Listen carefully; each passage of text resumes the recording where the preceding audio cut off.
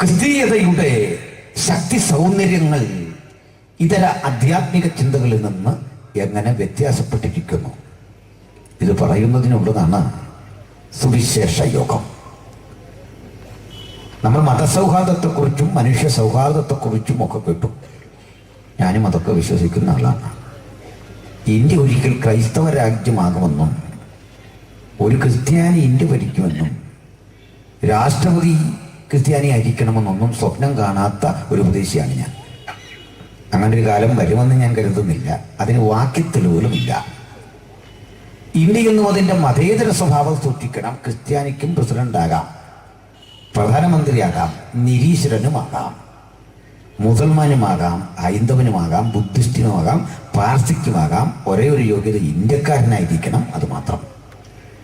ചുരുക്കി പറഞ്ഞാൽ ചിലരെങ്കിലും ധരിച്ചു വച്ചിട്ടുണ്ട്, ഭാരത ക്രിസ്ത്യാനികൾ ലക്ഷ്യമിടുന്നത് ഇന്ത്യയെ മുഴുവൻ ക്രൈസ്തവവൽക്കരിക്കാനാണ്. തെറ്റിദ്ധാരണയാണത്. ഞങ്ങളുടെ ലക്ഷ്യം യേശുവിനെ കുറിച്ച് ഇന്ത്യ എന്നല്ല, ഉലകം മുഴുവൻ പ്രസ്താവിക്കുക. ഉലകത്തിലെ മുഴുവൻ ആളുകളും ഇത് കേട്ട് ക്രിസ്തുവിന്റെ മാർഗത്തിലേക്ക് വരും എന്നും ഞങ്ങൾ കരുതുന്നില്ല. ഉലകത്തോട് പലയാവർത്തി ഞങ്ങളിത് പ്രസംഗിച്ചിട്ടും വളരെ ചെറിയൊരു സമൂഹമേ ഇതിലേക്ക് വരൂ എന്നും ബൈബിൾ പഠിപ്പിക്കുന്നു. ചെറിയ കൂട്ടമേ, നിങ്ങൾ ഭയപ്പെടേണ്ട. വീണ്ടും പറയുന്നു, ഉടുപ്പ് മലിനമാകാത്ത കുറെ പേർ എനിക്ക് സർദീസിലുണ്ട്. ഒരു വലിയ ജനാവലിയുടെ ആരവാരമല്ല, ലോകത്തെത്ര രാഷ്ട്രങ്ങളിൽ ക്രിസ്ത്യാനിറ്റി ഉണ്ട് എന്നതല്ല, എത്ര മഹാന്മാർ ക്രിസ്ത്യാനിറ്റിയുടെ വക്താക്കളായി രംഗത്ത് വന്നിരിക്കുന്നു എന്നതല്ല ഇതിന്റെ ശക്തി സൗന്ദര്യം. ഇതിന്റെ ശക്തി യേശുക്രിസ്തുവാണ്.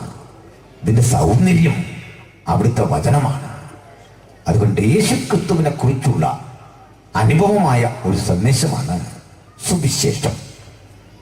ഞാൻ സുവിശേഷം ആദ്യ ദിനങ്ങളിലൊക്കെ പ്രസംഗിച്ചു. അതിന്റെ താളത്തിൽ നിങ്ങൾ കേട്ടിരിക്കാം. ഇത്തരം യോഗങ്ങളിൽ യഥാർത്ഥമായി സംഭവിക്കേണ്ട ഒരു ഘടന, ആരംഭ ദിനങ്ങളിലെ പ്രസംഗകർ യേശുക്രിസ്തുവിലൂടെയുള്ള രക്ഷയെക്കുറിച്ചും പിന്നീട് സ്നാനം ഉൾപ്പെടെയുള്ള ഉപദേശങ്ങളെക്കുറിച്ചും ഒടുവിലേക്ക് വരുമ്പോൾ പുനരാഗമന ചിന്തകളും പ്രസംഗിക്കണം. അതാണ് സുവിശേഷ യോഗങ്ങളുടെ ഒരു ക്രമം. ഇന്നതൊക്കെ മാറി ആദ്യം മുതൽ അവസാനം വരെ ട്യൂമർ മാറ്റുന്ന പണിയാണ് സുവിശേഷം. ഇപ്പൊ ട്യൂമർ ഇല്ലാത്തവൻ എന്ത് ചെയ്യും? ഇനി മുതൽ യോഗത്തിന് വരെ ട്യൂമർ ഉണ്ടാക്കിക്കൊണ്ടുവന്ന് ഇത് കേൾക്കേണ്ട ഒരു സ്ഥിതിയിലേക്കാണ് കാലം എത്തുന്നത്. തിരുവഴുത്തിൽ പറയുന്ന പോലെ യുദ്ധം അറിയാത്ത ഒരു തലമുറയുടെ യുദ്ധമാണ് ഇന്ന് പലയിടത്തും സംഭവിക്കുന്നത്. അതൊക്കെ പോകട്ടെ, നമ്മുടെ ഉള്ളടക്കം തീരില്ല. വചനത്തിലേക്ക് നമുക്കൊന്ന് അടുത്ത് വരാം. ഭൗതികമായ ഒരു നിലപാടിൽ നിന്നുകൊണ്ട് അല്ലെങ്കിൽ കൂടി ഒരു വാദത്തിന് വേണ്ടി നമുക്ക് സമ്മതിക്കാം, ഉലകത്തിലെ ഏറ്റവും വലിയ മതം ക്രിസ്ത്യാനിറ്റിയാണ്. ഉലകത്തിലെ ഏറ്റവും അധികം ആളുകൾ പാടുന്നതും പ്രാർത്ഥിക്കുന്നതും കേൾക്കുന്നതും യേശുക്രിസ്തുവിനെ കുറിച്ചുള്ള വചനമാണ്. അതിലൊരു അതിരിവിട്ട അഭിമാനത്തിനൊന്നും വകയില്ല. കാരണം ആ ക്രൈസ്തവർക്കിടയിൽ രക്ഷിക്കപ്പെടാത്തവരാണ് ഭൂരിപക്ഷം, സ്നാനപ്പെടാത്തവരാണ് ഭൂരിപക്ഷം. അതിൻ്റെ ഒരു മേധാവി അടുത്ത കാലത്ത് പറഞ്ഞു, വേണമെങ്കിൽ സ്വർഗരതിക്കാരെ കൂടെ നമുക്ക് സഹകരിപ്പിച്ചു കൊണ്ടുപോകണം. ആ പുള്ളിയും ക്രിസ്ത്യാനിയാണ്. അത് കേട്ടിട്ട് പ്രതികരിക്കാൻ ഒറ്റ മനുഷ്യനും ഉണ്ടായില്ല. തെറ്റാവരമുള്ളവന്റെ അവസ്ഥ ഇതാണെങ്കിൽ തെറ്റുപറ്റുന്ന നമ്മുടെയൊക്കെ അവസ്ഥ എന്താ ആലോചിച്ച് നോക്കിച്ച്. അതുകൊണ്ട് അഭിമാനിക്കാൻ വരട്ടെ, ഇന്ന് കാണുന്ന ക്രിസ്ത്യാനിത്വത്തിന്റെ ഒരു ഭാഗം കാപട്യത നിറഞ്ഞതാണ്, ഒരു ഭാഗം മ്ലേച്ഛത നിറഞ്ഞതാണ്. മറുവശത്ത് ഒരു വസ്തുത കൂടി ഉണ്ട്. സത്യത്തിന് വേണ്ടി ദാഹിക്കുന്ന ഒരു വലിയ ജനാവലി ഇന്ന് ആകാംക്ഷയോടെ കാത്തിരിക്കുന്നു. അതാണ് നമ്മുടെ ആവേശം. യേശുവിന്റെ വരവിന് വേണ്ടി കാത്തിരിക്കുന്നു. അതാണ് നമ്മുടെ താല്പര്യം. സ്തോത്രം. വിശുദ്ധ ബൈബിളും അനുബന്ധ ചിന്തകളും ഒക്കെ സംബന്ധിച്ച് ഒട്ടേറെ സംവാദങ്ങൾ നടക്കുന്ന ഒരു കാലമാണ്. അതിലൊന്ന് നമ്മുടെ കർത്താവായ യേശുക്രിസ്തുവിന്റെ വരവ് എന്ന വിഷയമാണ്. നമ്മുടെ കർത്താവായ യേശുക്രിസ്തുവിന്റെ വരവ് എന്നത് ഇന്ന് പല വേദികളിലും പ്രസംഗിക്കപ്പെടുന്നില്ല. സാത്താൻ ഏറ്റവും അധികം വിലക്കുന്നു ഈ ശബ്ദം പുറത്തു വരാതിരിക്കാൻ, ഈ ശബ്ദം ജനം കേൾക്കാതിരിക്കാൻ, ഈ വിഷയം പ്രസംഗിക്കാതിരിക്കാൻ. അതുകൊണ്ട് തന്നെ എന്തെല്ലാം തെറ്റായ നിലയിൽ ആളുകൾ വിശുദ്ധ ബൈബിളിലെ യേശുവിന്റെ പുനരാഗമന ചിന്തകളെ ദുർവ്യാഖ്യാനം ചെയ്യുന്ന ഒരു കാലഘട്ടം. വീണ്ടും പറയട്ടെ, ഞാൻ ഈ കണ്ടല എന്ന സ്ഥലത്ത് നിന്നുകൊണ്ട് 2000 പരം ആണ്ടുകൾക്കപ്പുറത്ത് മരിച്ചടക്കപ്പെട്ടു പോയ ഒരു പാലസ്തീനയിലെ മനുഷ്യൻ ഉയർത്തെഴുന്നേറ്റിട്ട് ഇനിയും ഭൂമിയിൽ വന്നൊരു രാജ്യം സ്ഥാപിക്കും എന്ന് പ്രസംഗിക്കുന്നത് ഒരു വിഡിത്തമല്ലേ? അതൊരു ഭോഷ്കല്ലേ? അത് സുഖമുള്ളൊരു ഏർപ്പാടാണോ എന്ന് നിങ്ങൾ എന്നോട് ചോദിച്ചാൽ ഞാൻ പറയും, ഒരളവ് വരെ നിങ്ങളുടെ ചിന്തയ്ക്ക് അശാസ്ത്രീയതയില്ല. ഏതൊരു സാമാന്യ മനുഷ്യനും ചോദിക്കുന്ന ചോദ്യം, 2000 ആണ്ടുകൾക്ക് പുറത്ത് മരിച്ചടക്കപ്പെട്ടവൻ ഇനിയും വന്നൊരു രാജ്യം സ്ഥാപിക്കുമെന്നും അങ്ങനൊരു രാഷ്ട്രം ഉണ്ടാകുമെന്നും ഒക്കെ പ്രസംഗിക്കുന്നത് അന്ധവിശ്വാസമല്ലേ? സംഭവിക്കുമോ? ഞാനും ഒരിക്കൽ ഇങ്ങനെ കരുതിയ ഒരു വ്യക്തിയാണ്. അങ്ങനെ എന്നെപ്പോലൊരു സുഹൃത്ത് ഇപ്പോൾ എവിടെ നിന്നെങ്കിലും കരുതുന്നെങ്കിൽ, സ്നേഹിത, താങ്കൾ നീചനോ നികിഷ്ടനോ നിന്യനോ ഒന്നുമല്ല, ആ സംശയം ന്യായം. പക്ഷെ ഞങ്ങളുടെ ആ സംശയം പരിഹരിക്കപ്പെട്ടു. കാരണം ഞങ്ങൾ ആത്മാർത്ഥമായി അറിയുന്നു, യേശു വരും, അവിടുത്തെ രാജ്യം സ്ഥാപിക്കും. എന്റെ രാജാവിനെ എതിരേൽപ്പാൻ ഒരുങ്ങിക്കൊള്ളുക. താമസം വിന തന്റെ കാന്തകെ തീർക്കാൻ ഇഹത്തിലേക്ക് പുനരാഗമനം ചെയ്യുന്ന യേശുവെ കുറിച്ചുള്ള സദ്വർത്തമാനമാണ് സുവിശേഷം. ഞങ്ങളെ ഇത് വിശ്വസിക്കാൻ പ്രേരിപ്പിക്കുന്ന ഘടകം, യേശുക്രിസ്തു ജനിക്കും മുമ്പ് യേശുവെ കുറിച്ച് പറഞ്ഞത് 100 കണക്കിന് പ്രവചനങ്ങളാണ്. പ്രവാചക ശ്രേഷ്ഠന്മാർ യേശുവിന്റെ ജനനത്തെക്കുറിച്ച് പ്രവചിച്ചതെന്തോ അതെല്ലാം കൃത്യമായി നിറവേറി. അവൻ യഹൂദകുലത്തിൽ ജനിക്കും എന്ന് പ്രവാചകൻ പ്രവചിച്ചു. അവൻ അവിടെ ജനിച്ചു. അവൻ കൃത്യമായ നിജപ്പെടുത്തിയ സമയത്ത് കാലത്തിന്റെ സമ്പൂർണതയിൽ ജനിക്കും എന്ന് എഴുതി വെച്ചു. അത് സംഭവിച്ചു. കന്യക ഗർഭിണിയായി ഒരു മകനെ പ്രസവിക്കും എന്ന് എഴുതി വെച്ചു. അത് യാഥാർത്ഥ്യമായി. അവൻ സ്വന്തം സമൂഹത്താൽ ഭ്രഷ്ടനാക്കപ്പെടും, നിരസിക്കപ്പെടും എന്ന് എഴുതി വെച്ചു. അത് സംഭവിച്ചു.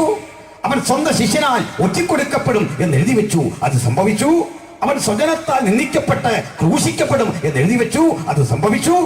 ക്രൂശിക്കപ്പെട്ടവനെ അവന്റെ മരണത്തിൽ അവൻ സമ്പന്നന്മാരോട് കൂടെ ആയിരിക്കും എന്ന് എഴുതി വെച്ചു. അത് യാഥാർത്ഥ്യമായി. ഒടുവിൽ മരണത്തെ ജയിച്ച് അവൻ 3-ാം നാൾ ഉയർത്തെഴുന്നേൽക്കുമെന്ന് എഴുതി വെച്ചു. അതും യാഥാർത്ഥ്യമായി.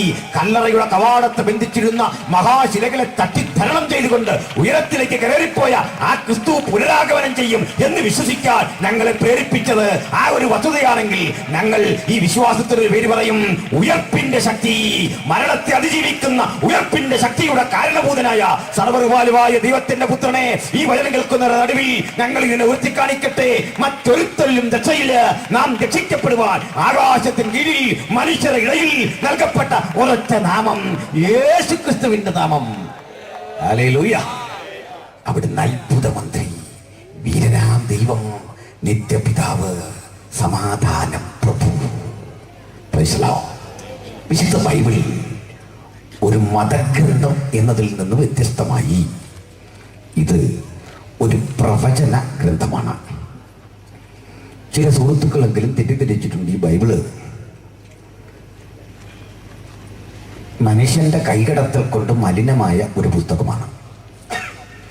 ചിലരെങ്കിലും തെറ്റിദ്ധരിച്ചിട്ടുണ്ട് ഈ പുസ്തകത്തെയും യേശുക്രിസ്തുവിനെയും കുറിച്ചുള്ള ചിന്തകൾ മുഴുവൻ പൗലോസ് എഴുതിയതാണ്. പൗലോസ് സ്വന്തം കാര്യം പോലും വേണ്ടുമണ്ണം ഈ പുസ്തകത്തിൽ എഴുതാൻ പരിശുദ്ധാത്മാവ് സമ്മതിച്ചില്ല. ഇങ്ങനെ കല്യാണം കഴിച്ചാണോ മക്കളുണ്ടായിരുന്നോ ഒന്നും നമുക്കറിയില്ല. പൗലോസിനെ കുറിച്ച് പോലും ഒന്നും എഴുതാൻ പൗലോസിന് നേരം കിട്ടിയില്ല. യേശു എന്ന പദം കേൾക്കുമ്പോൾ പൗലോസിന് ആവേശം കയറും. ആ കൺട്രോൾ എല്ലാം അങ്ങ് നഷ്ടപ്പെടും. അത് പൗലോസിന് മാത്രമല്ല, നമുക്കുമുണ്ട് ആവേശം. യേശു എന്ന പേര്, യേശു എന്ന പേര് കേൾക്കുമ്പോൾ അവരെ ചെന്ന് വധിക്കുവാനോ കുത്തിക്കൊല്ലുവാനോ തകർക്കുവാനോ ബോംബിടാനോ ഉള്ള ആവേശമല്ല.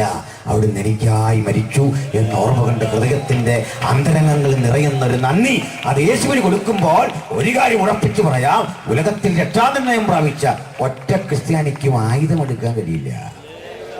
ഒറ്റ ക്രിസ്ത്യാനിക്കും അവരെ ദ്രോഹിക്കാൻ കഴിയില്ല. സന്തോഷമല്ലേ നിങ്ങൾക്ക്? അതുകൊണ്ട് ഞാൻ ഇന്ന് നമുക്ക് ഈ മൈക്ക് സാക്ഷനും ഒക്കെ തന്ന ആദരണീയരായ ഭരണകൂടത്തിന് നേരെ സ്നേഹാധിഷ്ഠിതമായ ഒരു വെല്ലുവിളി നടത്തിക്കൊണ്ട് തുടങ്ങാൻ പോവാം. വെല്ലുവിളിക്കുന്ന കുഴപ്പമില്ല. സ്നേഹാധിഷ്ഠിതമായ ഒരു വെല്ലുവിളി ഞാൻ ആഭ്യന്തര വകുപ്പിനെതിരെ തൊടുത്തുവിടുകയാണ്. ചെന്നിത്തല സാർ ക്ഷമിക്കണം. സാർ, അങ്ങനെയുള്ള പോലീസും പട്ടാളവും ഉണ്ടോയെന്ന് എനിക്കറിയില്ല. ഈ നാടായ നാടെല്ലാം ഇങ്ങനെ അരിച്ചു പെറുക്കുകയാണ്.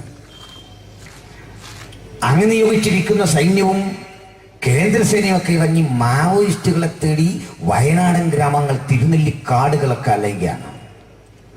ഈ പോന്ന പോക്കിൽ വടിവാളെടുക്കുന്നു, മാരകായുധങ്ങൾ എടുക്കുന്നു, സ്ഫോടക വസ്തുക്കൾ എടുക്കുന്നു. മാത്രമല്ല, നമ്മുടെ നാട്ടിൽ അല്ല, ഇന്ത്യ മഹാരാജ്യത്ത് തന്നെ നിരവധി മത സംഘർഷങ്ങൾ നടക്കുന്നു. പക്ഷെ ഇന്ന് വരെ ഈ പോലീസുകാരും ഞങ്ങളുടെ ഹാളുകളിൽ ഒന്ന് വന്ന് റെയ്ഡ് നടത്തിയിട്ടില്ല. ഇതാ ഞങ്ങളുടെ സങ്കടം. സമയം കിട്ടുമ്പോൾ ഈ പോലീസുകാരെയൊക്കെ ഞങ്ങളുടെ ഹാളിലേക്കൂടെ വിടണം, ദയവായി വിടണം. ഞങ്ങളുടെ ഹാളും കൂടി റെയ്ഡ് ചെയ്യണം. ബ്ലസ് കണ്ടലം മുതൽ റെയ്ഡ് തുടങ്ങണം. ഞങ്ങളുടെ കഥദാസിൻ്റെ വീടടുത്തുണ്ട്, അവിടെ മുതൽ റെയ്ഡ് ചെയ്യണം. അങ്ങനെ ആരെയും വിടാൻ പാടില്ല. എന്നിട്ട് വെല്ലുവിളി മുമ്പോട്ട് വെക്കാം. തൻ്റെ ഇടമുണ്ടോ ഞങ്ങളുടെ വീട്ടിൽ നിന്ന് ഒരു പിടി വെടിമരുന്നെടുക്കാൻ? തൻ്റെ ഇടമുണ്ടോ ഞങ്ങളുടെ വീട്ടിൽ നിന്ന് ഒരു കടാര എടുക്കാൻ? തൻ്റെ ഇടമുണ്ടോ ഒരു വടിവാളെടുക്കാൻ? ധൈര്യമുണ്ടോ ഒരു തോക്കെടുക്കാൻ? മതത്തിൻ്റെ പേരിൽ, വിശ്വാസത്തിൻ്റെ പേരിൽ ഒരോലപ്പടക്കം പോലും പൊട്ടിക്കാത്ത, ഒരു തുള്ളി രക്തം ചീന്താത്ത, ഒരുവരെയും കൊലപ്പെടുത്താത്ത ഒരൊറ്റ മാർഗം ഉലകത്തിലുണ്ടെങ്കിൽ അത് ഞങ്ങൾ വിശ്വസിക്കുന്ന ക്രിസ്തുവിന്റെ മാർഗം. അവൻ ഞങ്ങളുടെ ആവേശം, അവിടുന്ന് ഞങ്ങളുടെ ശക്തി, അവിടുന്ന് ഞങ്ങളുടെ ചൈതന്യം. ഇന്ന് രാത്രി അവനെ തിരിച്ചറിഞ്ഞ് നമുക്ക് പറയാം, അവൻ ഞങ്ങളുടെ ലഹരി, അവൻ ഞങ്ങളുടെ ആവേശം, അവൻ ഞങ്ങളുടെ ശക്തി. ആ ശക്തി ഉള്ളത്തിൽ ഉൾക്കൊണ്ടുകൊണ്ട് പറയാ, മറ്റൊരുത്തലും രക്ഷയില്ല. നാം രക്ഷിക്കപ്പെടുവാൻ ആകാശത്തിന് കീഴിൽ മനുഷ്യരുടെ ഇടയിൽ നൽകപ്പെട്ട വേറെ ഒരു നാമവുമില്ല. അഖണ്ഡിതമായ ആ സത്യം ഒരിക്കൽ കൂടി കണ്ടല ഗ്രാമത്തെ ഉദ്ബോധിപ്പിച്ചുകൊണ്ട് ഈ ആധ്യാത്മിക ചിന്തയുടെ ആഴങ്ങളിലേക്ക് ഞാൻ നിങ്ങളെ ക്ഷണിക്കുന്നു. യേശു ക്രിസ്തു വരാൻ സമയം അടുത്തിരിക്കുന്നു. യേശുവിന്റെ വരവ് ആകസ്മികമല്ല. വലിയ നിയമപ്രശ്നമൊക്കെ വരുമ്പോൾ മന്ത്രിമാർ കുരുങ്ങും എന്നൊക്കെ പറയുമ്പോൾ അവർ പറയില്ലേ, നിയമം അതിൻ്റെ വഴിക്ക് പോകുന്നു എന്ന് പറഞ്ഞാൽ പുള്ളിയുടെ വീട്ടിലോട്ട് ചെല്ലുകയല്ല, നിയമം വരുന്ന വഴിക്ക് മന്ത്രിയുടെ വീടല്ലേ, മാറിപ്പോയേക്കാം, ഞാൻ ഈ വഴി അങ്ങ് പോവാം, നിയമം അതിൻ്റെ വഴിക്ക് പോകും. അങ്ങനെ നിയമം ഏതെങ്കിലും വഴിക്ക് പോകുന്ന വഴിക്ക് കയറുന്ന എവിടെയാ? ഒരു ദുർബലന്റെ വീട്ടിൽ കയറി അവനെ പിടിച്ചോണ്ട് പോകും. നിയമത്തിന് വല്ലാത്തൊരു സ്വഭാവമാണ്.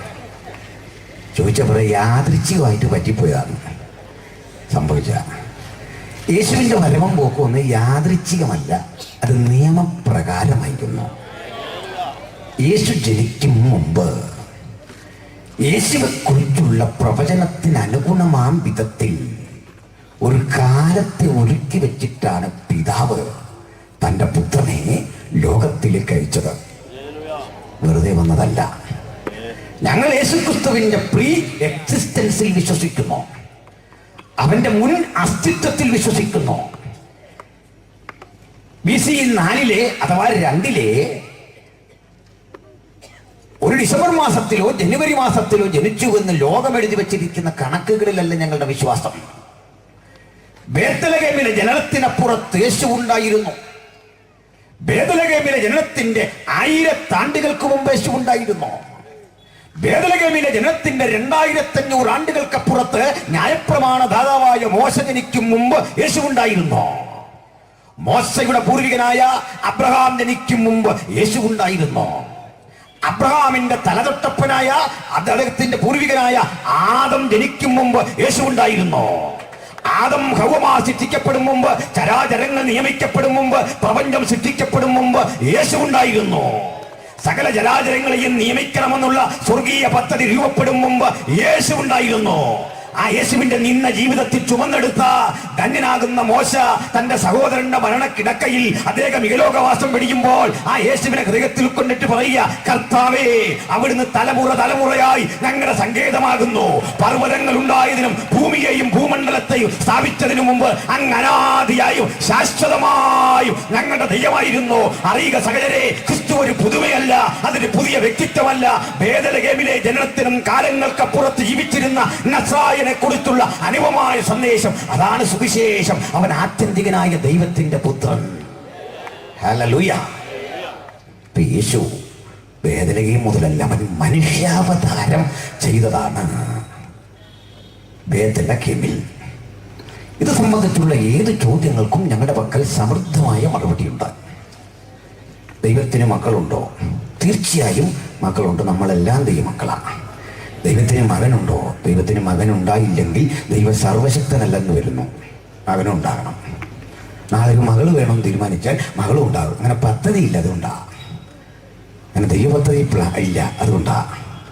ഏത് ചോദ്യത്തിനും സമർത്ഥമായ മറുപടി ഞങ്ങളുടെ പക്കലുണ്ട്. സൗമ്യതയുടെ ആത്മാവിൽ പ്രതിവാദം പറയാൻ തയ്യാറുണ്ടെങ്കിൽ ഏവർക്കും സ്വാഗതം. ചുരുക്കി പറഞ്ഞാൽ ദൈവപുത്രനായ ക്രിസ്തു ബേത്ലഹേമിൽ ജനിക്കുന്നതിനെ കുറിച്ചുള്ള പ്രവചനം ഇങ്ങനെ എഴുതി വെച്ചിരിക്കുക. കാലസമ്പൂർണത വന്നപ്പോൾ ഗലാത്യർ 4:4 രേഖപ്പെടുത്തുന്നു, ദൈവം തന്റെ പുത്രനെ ന്യായപ്രമാണത്തിന് കീഴിൽ ജനിച്ചവനായി സ്ത്രീയുടെ സന്തതിയായി ഇഹത്തിലേക്ക് അയച്ചു. യേശുവിന് കിട്ടിയ പേരാണ് സ്ത്രീയുടെ സന്തതി. ചില സഹോദരന്മാർ പറയുന്നു ഈ സ്ത്രീയുടെ സന്തതി യേശു ക്രിസ്തു ഒന്നും അല്ല.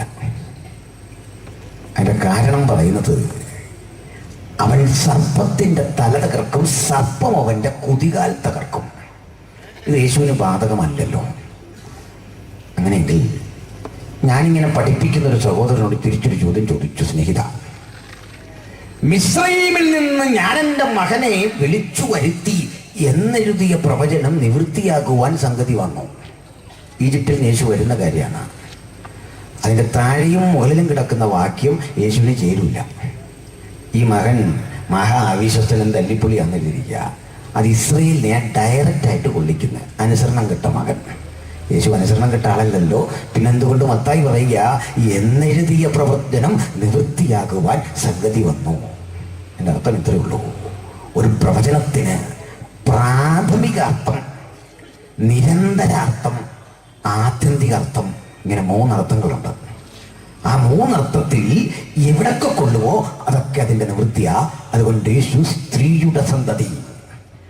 കാലത്തിന്റെ സമ്പൂർണതയിൽ യേശു സ്ത്രീയുടെ സന്തതിയായി പിറന്നു. എന്താണ് ഈ കാലത്തിന്റെ സമ്പൂർണത? ഒടുവിലും കണ്ടത് കാലം ഇനി ഉണ്ടാകില്ല. എന്നിട്ട് ഞാനൊരു ചോദ്യം ചോദിച്ചു തുടങ്ങുകയാണ്, എന്താണ് ഈ കാലം? കാലം ഏതാണെന്ന് നമുക്ക് പറയാൻ പറ്റും. ഓട്ടിസ്റ്റായി നമുക്കൊരു മറുപടി പറയാമോ? എന്താണ് ഈ കാലം? കാലം എന്ന പദത്തിൻ്റെ അർത്ഥം എന്താ? മറുപടി ഉണ്ടോ ആർക്കെങ്കിലും?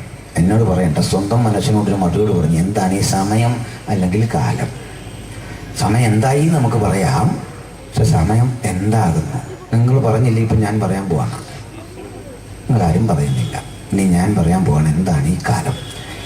കാലം എന്ന് പറഞ്ഞാൽ അതിൻ്റേതായിട്ടുള്ളതായ ഒരു ഒരു ഒരു ഒരു ഒരു ഒരു ഇതാണ് കാലം. ഇതിൽപ്പോ എന്തോ പറയണ്ടേ? അതിനപ്പുറത്തൊരു നിർവചനം ഇല്ല കാലത്തിന്. എന്നാൽ കാലത്തിന് ഫിസിക്സുമൊക്കെ പറയുന്ന, ഭൗതിക ശാസ്ത്രം പറയുന്ന ഒരു നിർവചനം പറയാൻ ഞാൻ ശ്രമിക്കാം. സംഭവങ്ങളെ ഉൾക്കൊള്ളുന്നത് എന്തോ അതാണ് കാലം. ബ്ലസ് കണ്ടല ഒരു കാലത്താണ് നടന്നത്. ആദം ജനിച്ചതൊരു കാലത്താണ്. ആദം മരിച്ചത് മറ്റൊരു കാലത്താണ്. ഞാൻ പ്രസംഗിക്കുന്ന ഒരു കാലത്താണ്. സംഭവങ്ങളില്ലെങ്കിൽ കാലം എന്ന പദത്തിന് പ്രസക്തിയില്ല. സംഭവങ്ങളെ ഉൾക്കൊള്ളുന്നത് എന്തോ അതാണ് കാലം. സംഭവങ്ങളില്ലെന്ന് വെക്കുക, കാലം എന്നൊന്നില്ല. അങ്ങനെയെങ്കിൽ വചനം പറയുക, കാല സമ്പൂർണത വന്നപ്പോൾ ദൈവം തൻ്റെ പുത്രനെ സ്ത്രീയുടെ സന്തതിയാക്കി അയച്ചു. ഒടുവിൽ പറയുക, ഇനി കാലം ഉണ്ടാകില്ല. അതിൻ്റെ അർത്ഥം സംഭവങ്ങളൊന്നും ഇല്ലെന്നോ, കാലമില്ലെന്നോ? കാലം എന്താണെന്ന് നിങ്ങൾക്ക് പറയാൻ സാധിക്കുന്നില്ലെങ്കിലും കാലം എന്താണെന്ന് അറിയാൻ സാധിക്കുന്നുണ്ട്. കാരണം ഈ കാലം നമ്മുടെ ശത്രുവാണ്. അവനാ നമുക്ക് പ്രായം തന്നത്. കാലം നമ്മുടെ ശത്രുവാ, അവനാ നമുക്ക് ക്ഷീണം തന്നത്.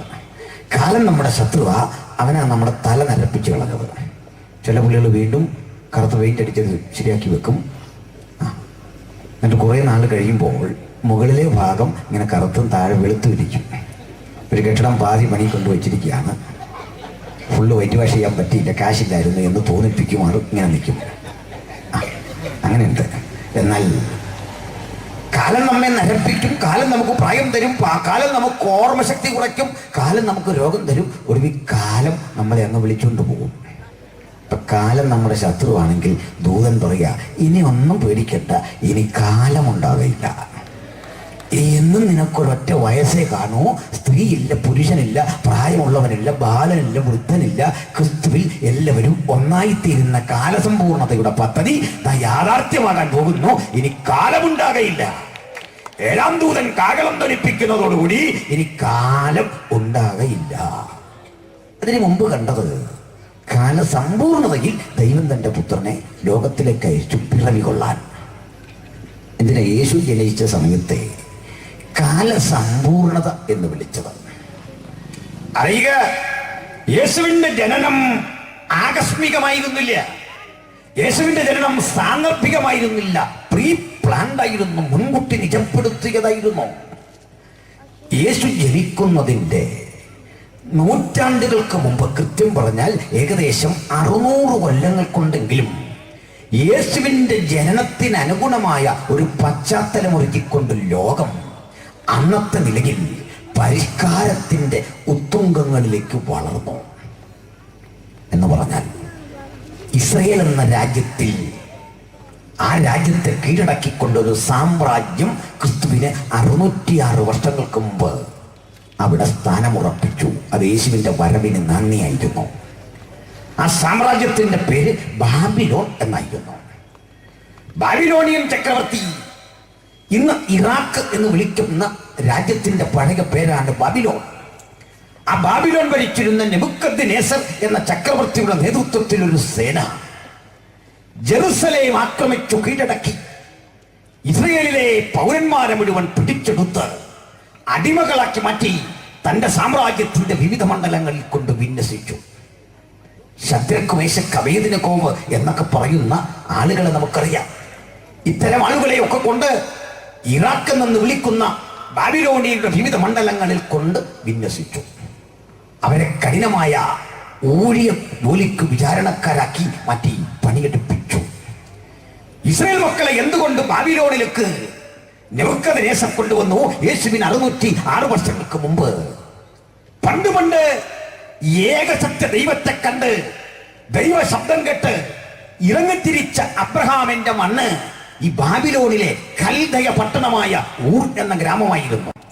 ഊർ എന്ന ബാബിലോണിയ പട്ടണത്തിൽ നിന്ന് അബ്രഹാം അനവധി ആണ്ടുകൾക്കപ്പുറത്ത് യാത്ര തിരിച്ച് ഏകസത്യ ദൈവത്തെക്കുറിച്ചുള്ള ഓർമ്മപ്പെടുത്തലുകളും പാട്ടും പ്രാർത്ഥനയും ഒക്കെയായി ചെന്നടിഞ്ഞ മണ്ണ് വാഗ്ദത്ത കനാൻ എന്നറിയപ്പെടുന്ന ഇന്നത്തെ ഇസ്രയേൽ എന്ന വിസ്തൃത ഭൂമിയായിരുന്നു.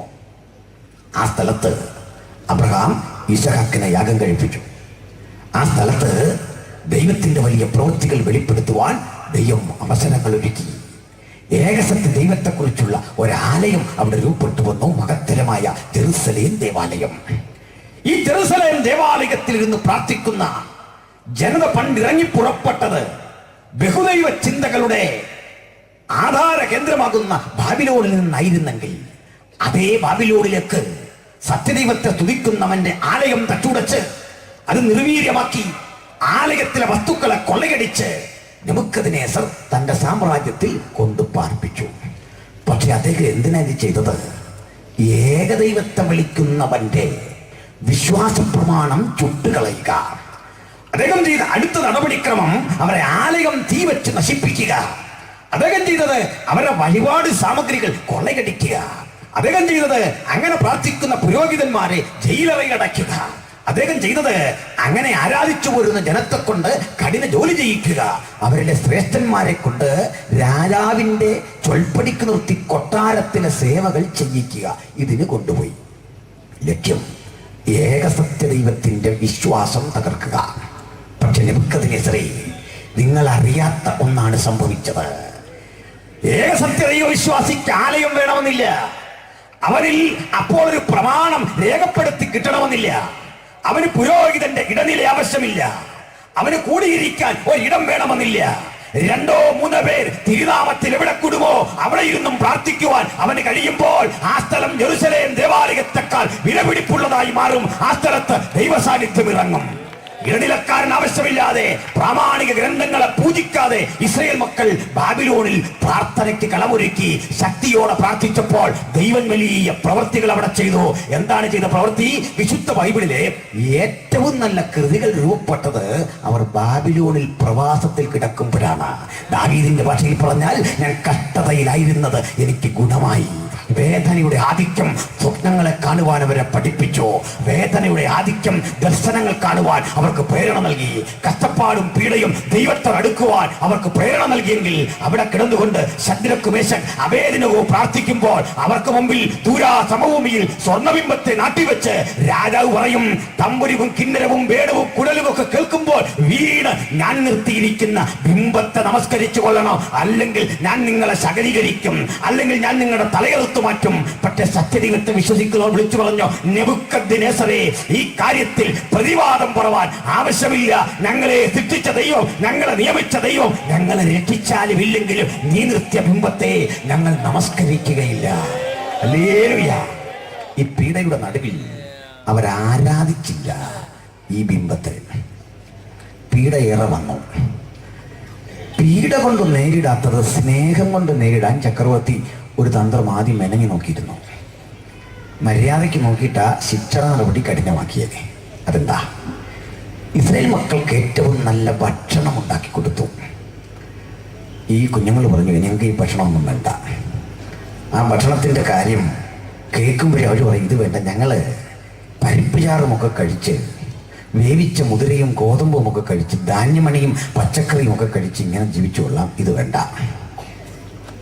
എന്താ ഇവർ വേണ്ടെന്ന് വെച്ചത്? ഇസ്രായേൽ മക്കൾ ഇങ്ങോട്ട് വരും മുമ്പ്, ബാബിലോണിലേക്ക് വരും മുമ്പ് അവരെ അകത്ത് തളച്ചിടാൻ പാകത്തിനുള്ള സൗകര്യങ്ങൾ രാജാവ് ക്രമപ്പെടുത്തിയ ശേഷമാണ് അവരെ ഇവിടേക്ക് ക്ഷണിക്കുന്നത്. ശ്രദ്ധിക്കണം, രാജാവ് ബാബിലോണിൽ തനിക്കൊരു തലസ്ഥാന നഗരി പണിതു. തലസ്ഥാന നഗരിയുടെ വിസ്തൃതി 14.5 മൈൽ നീളവും 14.5 മൈൽ വീതിയുമായിരുന്നു. 260 മൈൽ ചുറ്റളവുള്ളൊരു തലസ്ഥാന നഗരി ഒത്ത നടുവിലൂടെ യൂഫ്രട്ടീസ് നദി ഒഴുകുന്നു. നദിക്കക്കരയും ഇക്കരയും ഒരുപോലെ കിടക്കുന്ന മനോഹര നഗരം. ഈ നഗരത്തെ 87 അടി കനത്തിൽ 100 അടി ഉയരത്തിൽ പടുകുറ്റൻ കോട്ടകത്തി രാജാവ് ബന്ദവസാക്കി ബലപ്പെടുത്തി. ഇതിനുള്ളിലേക്ക് കടക്കാൻ 100 വാതിലുകൾ. 101-ാമതായി ഒരു പ്രധാന പ്രവേശന കവാടം. ഈ പടുകുറ്റൻ കോട്ടയുടെ മുകളിൽ കൂടി 2 വീതം കുതിരകളെ ബന്ധിച്ച് 6 രഥങ്ങൾക്ക് സമാന്തരമായി സഞ്ചരിക്കാൻ കഴിയുന്ന ഒരു ഹൈവേ പോലുള്ള വിസ്തൃതി. അതിന്റെ നിശ്ചിത ഉയരങ്ങളിൽ കാവൽ ഗോപുരങ്ങൾ, ലെൻസ് പതിപ്പിച്ച ഇരുണ്ട റൂമുകളിലൂടെ ഇരുന്നു കൊണ്ട് ദൂരത്തു നിന്ന് വരുന്ന ആളുകളുടെ സാന്നിധ്യം വ്യക്തതയോടെ കാണുവാൻ കഴിയുന്ന കണ്ണാടി സംവിധാനങ്ങൾ. എപ്പോഴും ജാഗരൂകരായി നടക്കുന്ന ബാബിലോന്യ പട്ടാളം ഈ കോട്ടയുടെ മുകളിൽ. മഹത്തരമായ ഈ കോട്ടയ്ക്കകത്തേക്ക് കടക്കാൻ ഒരു പ്രധാന വാതിൽ. ആ പ്രധാന വാതിൽ ഉണ്ടാക്കിയിരിക്കുന്നത് താമ്ര നിർമ്മിതമായ അനവധി കട്ടിയുള്ള താമ്ര വസ്തുക്കൾ ഒരുമിച്ച് ചേർത്ത് വെച്ച തകിടുകൾ ലയിപ്പിച്ചുകൊണ്ടാണ്. അത് ഇരുമ്പോടാമ്പൽ ചെലുത്തിയിരിക്കുകയാണ്. മനുഷ്യൻ തള്ളിയാൽ തുറക്കാത്ത, വലിച്ചാൽ തുറക്കാത്ത ഈ വാതിൽ തുറക്കാൻ പരിശീലനം സിദ്ധിച്ച ആനകൾ കെട്ടിവലിക്കണം സ്പ്രിംഗ് ആക്ഷനുള്ള കഥകൾ ഇതിനകത്താണ്. ശദ്രക്ക് മേശക്ക് അബേദ്നെഗോമാരും ദാനിയേലും ഒക്കെ ജീവിക്കുന്നത് ക്രിസ്തുവിന് 606 വർഷങ്ങൾക്ക് മുമ്പ്. മനസ്സിലാകുന്നു? ഇത്രയും കേട്ട സ്ഥിതിക്ക് ഇതിനകം ഒന്ന് കണ്ടാൽ കൊള്ളാമെന്ന് നിങ്ങൾക്ക് തോന്നുന്നുണ്ട് എന്നെനിക്ക് തോന്നുന്നു. നമുക്കിതിനകത്തൊന്ന് കയറണം. നിർവാഹമില്ല. കാരണം പ്രധാന പ്രവേശന കവാടം അടഞ്ഞു കിടക്കും. 100 വാതിലിൽ ഒരെണ്ണമേ ഒരു ദിവസം തുറക്കൂ. ഇന്ന് തുറക്കുന്നത് നാളെ തുറക്കില്ല, സുരക്ഷ പരിഗണിച്ച്. അത്ര സുരക്ഷയാണ്. ഇന്റലിജൻസ് ഇങ്ങനെ ജാഗ്രതയോടെ നടക്കുക. ആരും പുറത്ത് കിടക്കാനോ അകത്ത് കിടക്കാനോ കഴിയണമെങ്കിൽ ഇന്റലിജൻസ് വിവരം അറിയണം. ഞാൻ ഇന്റലിജൻസ് വിവരം അറിയണം എന്നൊക്കെ പറഞ്ഞപ്പോൾ നിങ്ങൾ അങ്ങ് ആകെ വല്ലാതിരിക്കുന്നുണ്ട്. കാരണം നിങ്ങൾ നമ്മുടെ ഇന്റലിജൻസിന്റെ കാര്യം ഓർക്കുന്നത്. മൻമോഹൻ സിംഗിനെ 2 തവണ വഴിതിരിച്ചു വിട്ട ഇന്റലിജൻസ് ആണ് നമ്മുടെ ഇന്റലിജൻസ്. 2 തവണ. പുള്ളി തമ്പാനൂർ വഴി കറങ്ങി കമ്പ്യൂട്ടർ സ്റ്റേഷൻ്റെ പുറകെ കൂടെ നടന്ന് ഓട്ടോറിക്ഷ പിടിച്ച് തിരിച്ചെത്തി. അതോടെ പുള്ളി തോറ്റും പോയി. നമ്മളാ പുള്ളിയെ തോപ്പിച്ച് പുള്ളി മാനസികമായിട്ട് തകർന്നു പോയി. അതിനുശേഷമുള്ള ഈ മൻമോഹൻജിയുടെ ഫോട്ടോ നിങ്ങൾ കണ്ടിട്ടുണ്ടോ?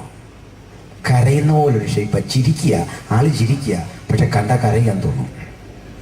അതുപോലെ അപ്പം അവരുടെ ഇൻ്റലിജൻസിലേക്ക് വരാം. ഇറാഖിലെ പഴയ ഇൻ്റലിജൻസ് ബാബിലോണിലെ ഇത് തുറക്കൂല എന്ത് ചെയ്താ, പക്ഷെ നമുക്കകത്ത് കയറണം. എനിക്കറിയാം നമ്മൾ കയറും, കാരണം നമ്മൾ മലയാളികളായി. പഞ്ചാബി സൗകര്യങ്ങൾ അത് അറിയണ്ട, നമ്മുടെ വലിയ വേലത്തിലിരിക്കുന്നേ. നമ്മളിവിടെങ്കിലും നിന്ന് അതിനകത്ത് കയറും. വാതിൽ വഴിയല്ല, മുകളിൽ കൂടി ഇങ്ങനെ കയറും. അങ്ങനെയാണ്. പക്ഷെ മുകളിൽ കയറുമ്പോഴാണ് നമ്മളെ ചുറ്റിക്കുന്നൊരു പണി. ഈ മതിലിനകത്ത് ഒരു ചെറിയ മതിൽ അല്പം ഉള്ളിലേക്ക് മാറി, വലിയ മതിലിൽ നിന്ന് അങ്ങോട്ട് വീണ്ടും ഭിത്തി കല്ലുകളാക്കി കെട്ടി, കളങ്ങളാക്കി കെട്ടി. യൂഫ്രട്ടീസ് നദിയിലെ വെള്ളം അടിമകളെ കൊണ്ട് ചക്രം ചവിട്ടി കറക്കി പമ്പ് ചെയ്ത് നിറച്ചിരിക്കുന്ന കിടങ്ങ്, അതിൽ മുതലകളെ പാർപ്പിച്ചിരിക്കുക. ഞാനിതോടത്ത് ക്ലാസ് എടുത്തപ്പോൾ ഒരു സഹോദരൻ ചോദിച്ചു, നമ്മളെങ്ങാനും അതിൽ വീണ എന്ത് ചെയ്യുമെന്ന്. ഞാൻ പറഞ്ഞു, ഒന്നും ചെയ്യേണ്ടി വരികയില്ല, മുതല ചെയ്തോളൂ ഭംഗിയായിട്ട്. ഇതാണ് അതിലെ സംവിധാനം. അപ്പൊ എന്ത് ചെയ്യണം? അടഞ്ഞു കിടക്കുന്ന കഥക് എങ്ങനെയും തുറന്ന് നേരെ പോകിയ വഴിയുള്ളൂ. നേരെ പണി കഴിപ്പിച്ച പാതയുടെ ഇരുവശത്തും ഫലമരങ്ങൾ നിൽക്കുന്നു, തണൽ മരങ്ങൾ നിൽക്കുന്നു. വ്യത്യസ്ത തരം പഴം പൊഴിക്കുന്ന മനോഹര മരങ്ങൾ ഇങ്ങനെ തണൽ വിരിച്ചു നിൽക്കുന്നു. ആ ശീതളിമയിൽ, ആ കുളിർമയിൽ നമ്മളിങ്ങനെ നടന്നു ചെല്ലുമ്പോൾ അക്കരെ ഇക്കരെ കടക്കാൻ ഒരു പാലം യൂഫ്രട്ടീസ് നദിക്ക് കുറുകെ. ഈ പാലത്തിന്റെ കൈവരികൾ താമ്രം പതിപ്പിച്ച് മിനുക്കി മനോഹരമാക്കിയിരിക്കുന്നു. പ്രഭാത സൂര്യന്റെ കിരണങ്ങൾ അടിക്കുമ്പോൾ അതിലേക്ക് വന്നടിക്കുന്ന ഈ ചെങ്കതിരികളുടെ വിളക്കം, അതിന്റെ തെളിച്ചം വെള്ളത്തിൽ പ്രതിഫലിച്ചിട്ട് ഒരു വല്ലാത്ത തരംഗം അവിടെ കാണാൻ നല്ല ഭംഗിയാ. സന്ധ്യയ്ക്കും ഇത് ഈ കാഴ്ച കാണാൻ ആളുകൾ ഒത്തുകൂടും. അവർ പറയും, ബാൽദേവന്റെ എഴുന്നള്ളത്ത്, സൂര്യന്റെ എഴുന്നള്ളത്ത്. ഇങ്ങനെ വിളിക്കുന്ന ബഹുദേവതകളുടെ നാട്ടിൽ ശദ്രക്ക്, മേശക്ക്, അബേദ്നെഗോ ഒന്നും ഈ കളി കാണാൻ വരികയില്ല. അവരവിടുന്ന് പ്രാർത്ഥിക്കും. ദാനിയേൽ പറയാം, യെരൂശലേമിന് നേരെ കിളിവാതിൽ തുറന്നിട്ടിട്ട് പ്രാർത്ഥിക്കും. കളി കാണാനൊന്നും അവർ പോകില്ല. നമ്മളും പണ്ട് പോകലായിരുന്നു. ഇപ്പൊ ചെല്ലുമ്പോൾ കളി കണ്ടുപോകും. ചില പരിപാടി യോഗത്തിന് ചെന്നാ ചില ആളുകൾ കണ്ടില്ല, അവരാരാധിക്കുന്നില്ല, അവരെ സന്തോഷം. ആരാധീരെന്നും പറഞ്ഞ് നമ്മളെ ഇങ്ങനെ ആരാധിപ്പിക്കുക. കണ്ടിട്ടില്ല ഞങ്ങളുടെ പരിപാടി. എന്നിട്ട് നമ്മൾ പറയും, നമുക്കൊരു സ്തോത്രം പറയാം. മര്യാദയുടെ പേരിൽ ഒരു സ്തോത്രം പറഞ്ഞപ്പോൾ ഇയാൾ പറയാ, പോരാ. ഇയാളാണോ തീരുമാനിക്കുന്നത് പോരെന്ന്? ഒന്നുകൂടെ ലേലം വിളിക്കുകയാണോ? ഉച്ചത്തിൽ പെരുവെള്ളത്തിന്റെ. ഇങ്ങനൊന്നും ദൈവത്തെ സ്തുതിച്ചിട്ട് എന്റെ കാര്യമില്ല. പിന്നെ എങ്ങനെ സ്തുതിക്കണം? പ്രേരണ പോലെ ദൈവത്തെ സ്തുതിക്കണം. ആത്മപ്രേരണ പോലെ ഞാൻ സ്തുതിക്കുള്ളൂ.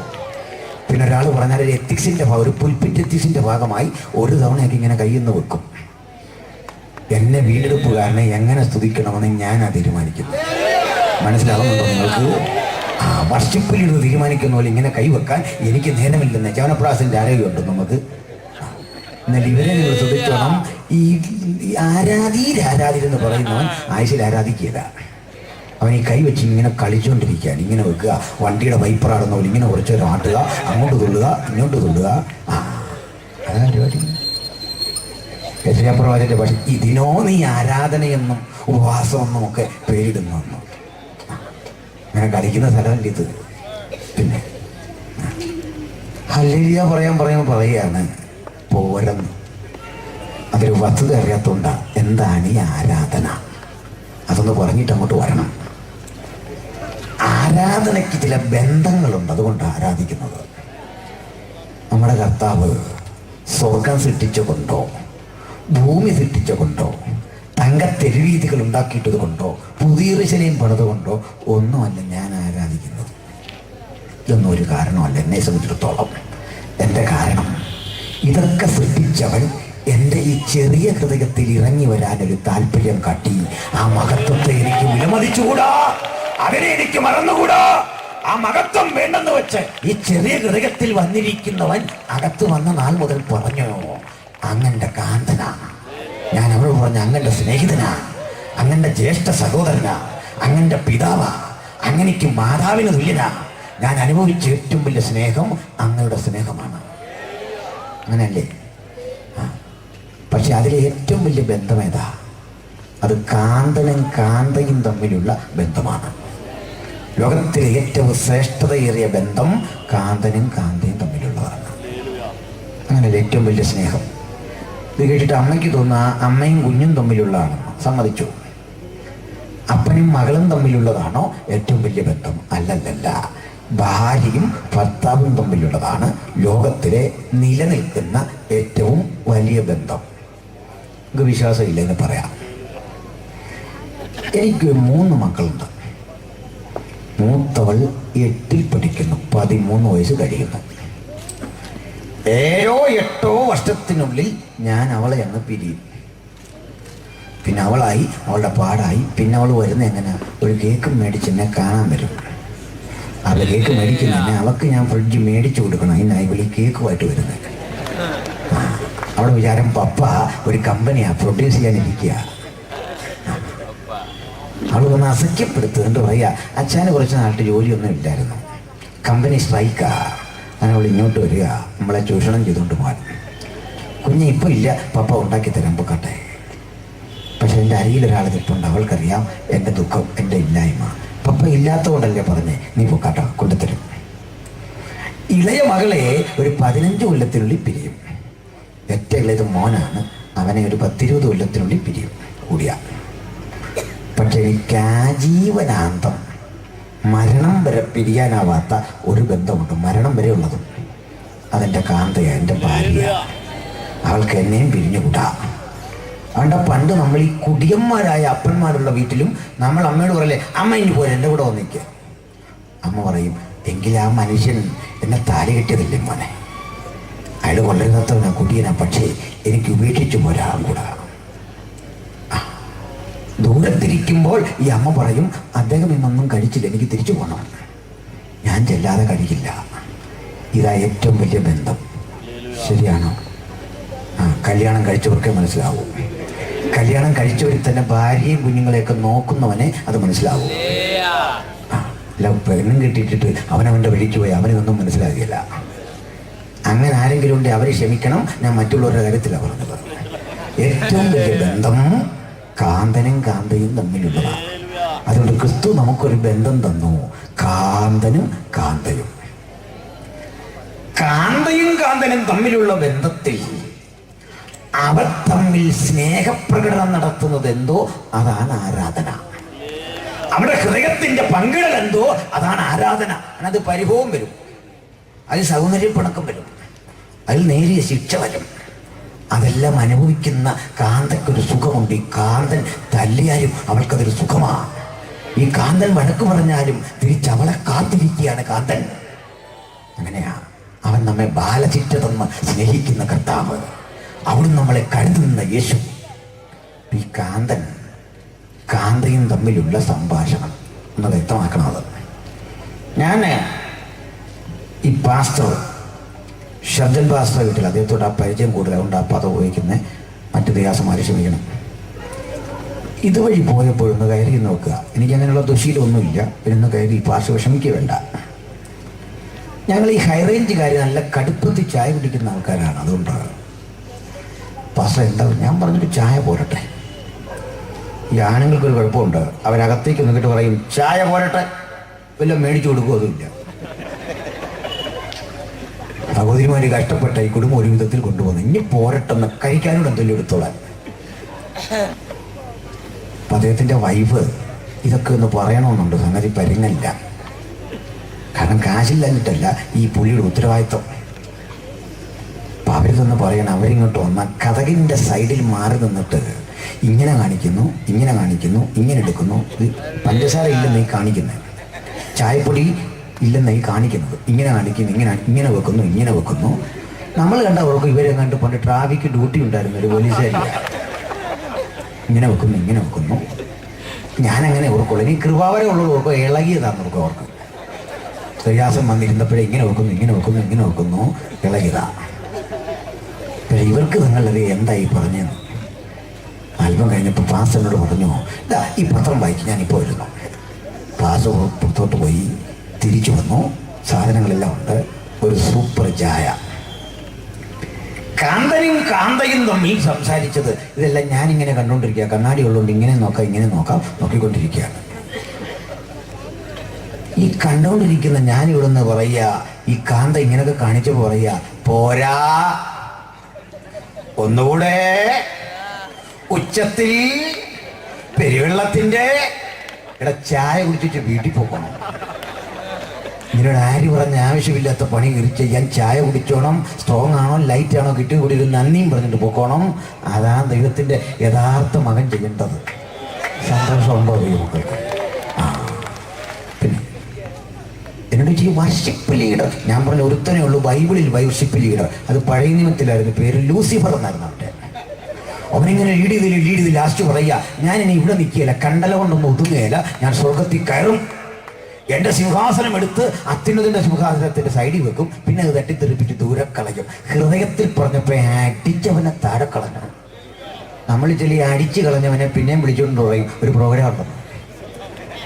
ഈ വീണവന്റെ പാട്ട് കേട്ടാൽ ആസ്വദിക്കാൻ മനസ്സുള്ള ആളുകളാണ് ഇന്ന് കൂടുതലിരിക്കുന്നത്. വീണവന്റെ പാട്ടിൽ ആത്മാർത്ഥത കാണത്തില്ല, ഈ താളവും ഭാവവും രൂപയെ കാണത്തുള്ളൂ. അവനെ പറഞ്ഞ പോരാ പോരാ പോരാ. നമ്മുടെ അപ്പച്ചനൊരു പാട്ട് പാടിയപ്പോൾ നമ്മുടെ ഹൃദയം നിറഞ്ഞു. പ്രൈസലോ, എന്തൊരു അഴകാണ് ആ പാട്ട്. ആ പാട്ടിന്റെ താളവും ചിട്ടയും സന്തോഷമൊക്കെ പഴയ കാലത്തിലേക്ക് നമ്മുടെ മനസ്സിനെ പിടിച്ചെടുത്തോണ്ട് പോയി ഇല്ലേ? ബോധമുള്ള തലമുറയ്ക്ക് അതൊക്കെ മനസ്സിലാവുള്ളൂ. ഇത്തരം പിതാക്കന്മാർ നമ്മുടെ അഭിമാനമാണെന്ന് പറഞ്ഞാട്ടെ, യുദ്ധമറിയുന്ന അത്തരം തലമുറ നമ്മുടെ ജയമാണെന്ന് പറഞ്ഞാട്ടെ, ഈ തലമുറയുടെ അനുഭവത്തിലേക്ക് ഞങ്ങളെയും ഒന്ന് കൂട്ടിക്കൊണ്ടുവരണമെന്ന് പറഞ്ഞാട്ടെ. സഭയ്ക്ക് വേണ്ടത് നവീകരണമല്ല, പൂർവീകരണമാണ്, പഴയതിലേക്കുള്ള തിരിച്ചുപോക്കാണ്. അതിലേക്ക് ഞങ്ങളെ കൊണ്ടെത്തിക്കണമേ എന്ന് പ്രാർത്ഥിച്ചാട്ടെ. പ്രവാചക ശബ്ദങ്ങൾ ഉയർന്നാട്ടെ. ആ നിലയിൽ വേണം നമുക്ക് കാലത്തെ മാറ്റിയെടുക്കാൻ. സ്തോത്രം. അപ്പൊ ബാബിലോൺ ശക്തിപ്പെട്ടു. ഈ ബാബിലോണിൽ ദൈവത്തിന്റെ മക്കൾ ജയിച്ചു. അവനുണ്ടാക്കിയതിനെ ആരാധിച്ചില്ല. ഞാൻ ഈ പാലത്തിന്റെ അവിടെ വരെ വന്നുള്ളൂ. ഈ പാലം അങ്ങോട്ട് കിടക്കുമ്പോൾ താഴേക്ക് ഇറങ്ങാൻ ഒരു പടിക്കെട്ടുണ്ട്. ഇതെന്റെ വേറൊരു വിഷയമാണ്, സാന്ദർഭികമായി ഇത് വന്നതാണ്. ഈ പടിക്കെട്ട് കയറി താഴെ ഇറങ്ങുമ്പോൾ ഭൂമിക്കടിയിലൂടെ ഒരു ടണൽ, ഒരു നിലവറ, അത് നദിക്ക് മടിയിൽ കൂടിയാ. ആ നിലവറയുടെ ഭിത്തി മാർബിളൊട്ടിച്ച് മനോഹരമാക്കി പോളിഷ് ചെയ്തെടുത്തിട്ട് ചുണ്ണാമ്പ് ചൂളകളിൽ നിന്നെടുക്കുന്ന ഒരുതരം വാതകത്തിൽ തീ പടർത്തി അതിൻ്റെ വെളിച്ചം അങ്ങോട്ട് പ്രതിഫലിപ്പിക്കുക. അതിൻ്റെ ചുറ്റും കുതിരയുടെ ലാടത്തിൻ്റെ ആകൃതിയുള്ള തീന്മേശകളിട്ട് ആളുകൾ ഭക്ഷണത്തിലിരിക്കുക. ഭൂമിക്കടിയിലാണ് സംഭവം. നെബൂഖദ്നേസറിന്റെ വിരുന്നുശാല. ഒത്തനടുക്കായി അർത്ഥവൃത്താകൃതിയിലുള്ള ഒരു സ്റ്റേജ്. ആ സ്റ്റേജിൽ അർത്ഥനഗ്നരായ സ്ത്രീ പുരുഷന്മാർ പാട്ടുപാടി നൃത്തം ചെയ്യുന്നു. കണ്ണഞ്ചിപ്പിക്കുന്ന നിറക്കൂട്ടുകളുടെ വർണ്ണപ്രപഞ്ചം, വ്യത്യസ്ത വെളിച്ചങ്ങൾ ഇങ്ങോട്ടടിക്കുന്നു. അവർ ബാൽദേവനെ പാടി സ്തുതിക്കുന്നു, ആടുന്നു, നൃത്തം ചെയ്യുന്നു. ജോലിയുടെ പാട്ട് പോലാണ് ഐഡിയ സ്റ്റാർ സിംഗർ. പരിപാടി ഇങ്ങനെ നടക്കുകയാണ്. എവിടെ ചെന്നാൽ അവിടെയും പാടും, വായി വരുന്നൊക്കെ പാടും. ഇതിങ്ങനെ നടക്കുക. നിങ്ങളുടെ സന്തോഷം പോകുന്നുണ്ടോ? അല്ലേ? നല്ല പാട്ടുകാരൊക്കെ പാടട്ടെ. ഞാൻ ഏറ്റവും ഇഷ്ടപ്പെടുന്ന യേശുദാസിൻ്റെ പാട്ടാണ്. എന്നോട് ചോദിക്കുക ജീവിതത്തിൽ ഏറ്റവും ഇഷ്ടപ്പെട്ട പാട്ട്, ഞാൻ പറയാം അതൊരു സിനിമ പാട്ടാ. അവനവൻ കുരുക്കുന്ന കുരുക്കഴിച്ചെടുക്കുമ്പോൾ ഗുരുമാരൻ. എത്രയോ വൃത്തിയ പാട്ടിനേക്കാൾ നല്ല പാട്ടാണത്. വേണേ ആ പാട്ട് പാടി എത്ര ബന്ധനം അഴിക്കാൻ കുറച്ചൊക്കെ നോക്കിയില്ലേ? പിന്നെ പക്ഷേ യേശുദാസ് അങ്ങക്ക് ഇവിടെ നിന്ന് പാടുവാൻ ഞങ്ങൾ അനുമതി തരില്ല. ശരിയാണോ ഞാൻ പറഞ്ഞത്? നിങ്ങൾക്കൊരു സന്തോഷം, നിങ്ങൾ ഇവിടെ വിളിക്കുന്ന തോന്നല്ലേ? പാടില്ല. അഭിഷിക്തന്റെ വേദിയിൽ അഭിഷിക്തനെ പാടാവൂ. അഭിഷിക്തന് വേണ്ടി വേർതിരിക്കപ്പെട്ട ഈ സ്ഥലം കണ്ണീരൊഴുക്കി പ്രാപിച്ച ഇടത്ത് അഭിഷിക്തനെ നിൽക്കാവൂ. അങ്ങ് വലിയ സംഗീതജ്ഞൻ, ആ സംഗീതം ഞങ്ങൾ ആസ്വദിക്കും. പക്ഷെ യേശുവിനെ പാടുവാൻ ആ യോഗ്യത പോരാ. യേശുവിനെ പാടുവാനുള്ള യോഗ്യത എന്റെ നാവ് സമർത്ഥനായ ലേഖകന്റെ എഴുത്തുകോൽ, എന്റെ കൃതി രാജാവിന് വേണ്ടി മാത്രമുള്ളത്. ഇന്ന് രാത്രി വിളിക്കുന്ന ദൈവത്തിന്റെ പൈതലെ, പാടുവാൻ, പ്രാർത്ഥിക്കുവാൻ, ആരാധിക്കുവാൻ നിനക്കൊരു താലന്തുണ്ടെങ്കിൽ അത് ദൈവത്തിന് വേണ്ടി ആയിരിക്കണം. അതെന്റെ ദൈവത്തിന് വേണ്ടി മാത്രം എന്ന് നിശ്ചയിച്ചുറപ്പിക്കുന്ന ചിലർ വരട്ടെ. ഇവിടെ അവർ നിൽക്കട്ടെ. പാട്ടും നൃത്തവും ആരാധനയും ഒക്കെ ശക്തിപ്പെടുന്ന ഇടയ്ക്ക് വീഞ്ഞു നിറച്ചു വെച്ചിരിക്കുന്ന കുപ്പികൾ കയ്യിലെടുത്ത് സുന്ദരിമാരായ സ്ത്രീകൾ പാട്ടുപാടി ശദ്രക് മേശക് അബേദ്നെഗോമാരിക്കുന്ന ഇടത്തേക്ക് വന്ന് കുപ്പിയിൽ ഒഴിച്ചു കൊടുക്കും. തണ്ട് ഇങ്ങനെ അവരെ കൊണ്ട് മാംസഭക്ഷണം, അവർക്ക് വേണ്ട വ്യത്യസ്തരം പലഹാരങ്ങൾ ഇതൊക്കെ നിരത്തി ട്രേക്കെടുത്ത് കൊണ്ടു കൊടുക്കും. ഇത് കണ്ടിട്ട് ഈ കുഞ്ഞുങ്ങൾ പറഞ്ഞെന്താ? ഈ കുഞ്ഞുങ്ങൾ പറഞ്ഞു, പോട്ടെ, നമ്മുടെ പുതിയ തലമുറയാണ് ഇതെല്ലാം കണ്ടിട്ട് പറഞ്ഞേനെ, പ്രൈസ് ദി ലോർഡ്.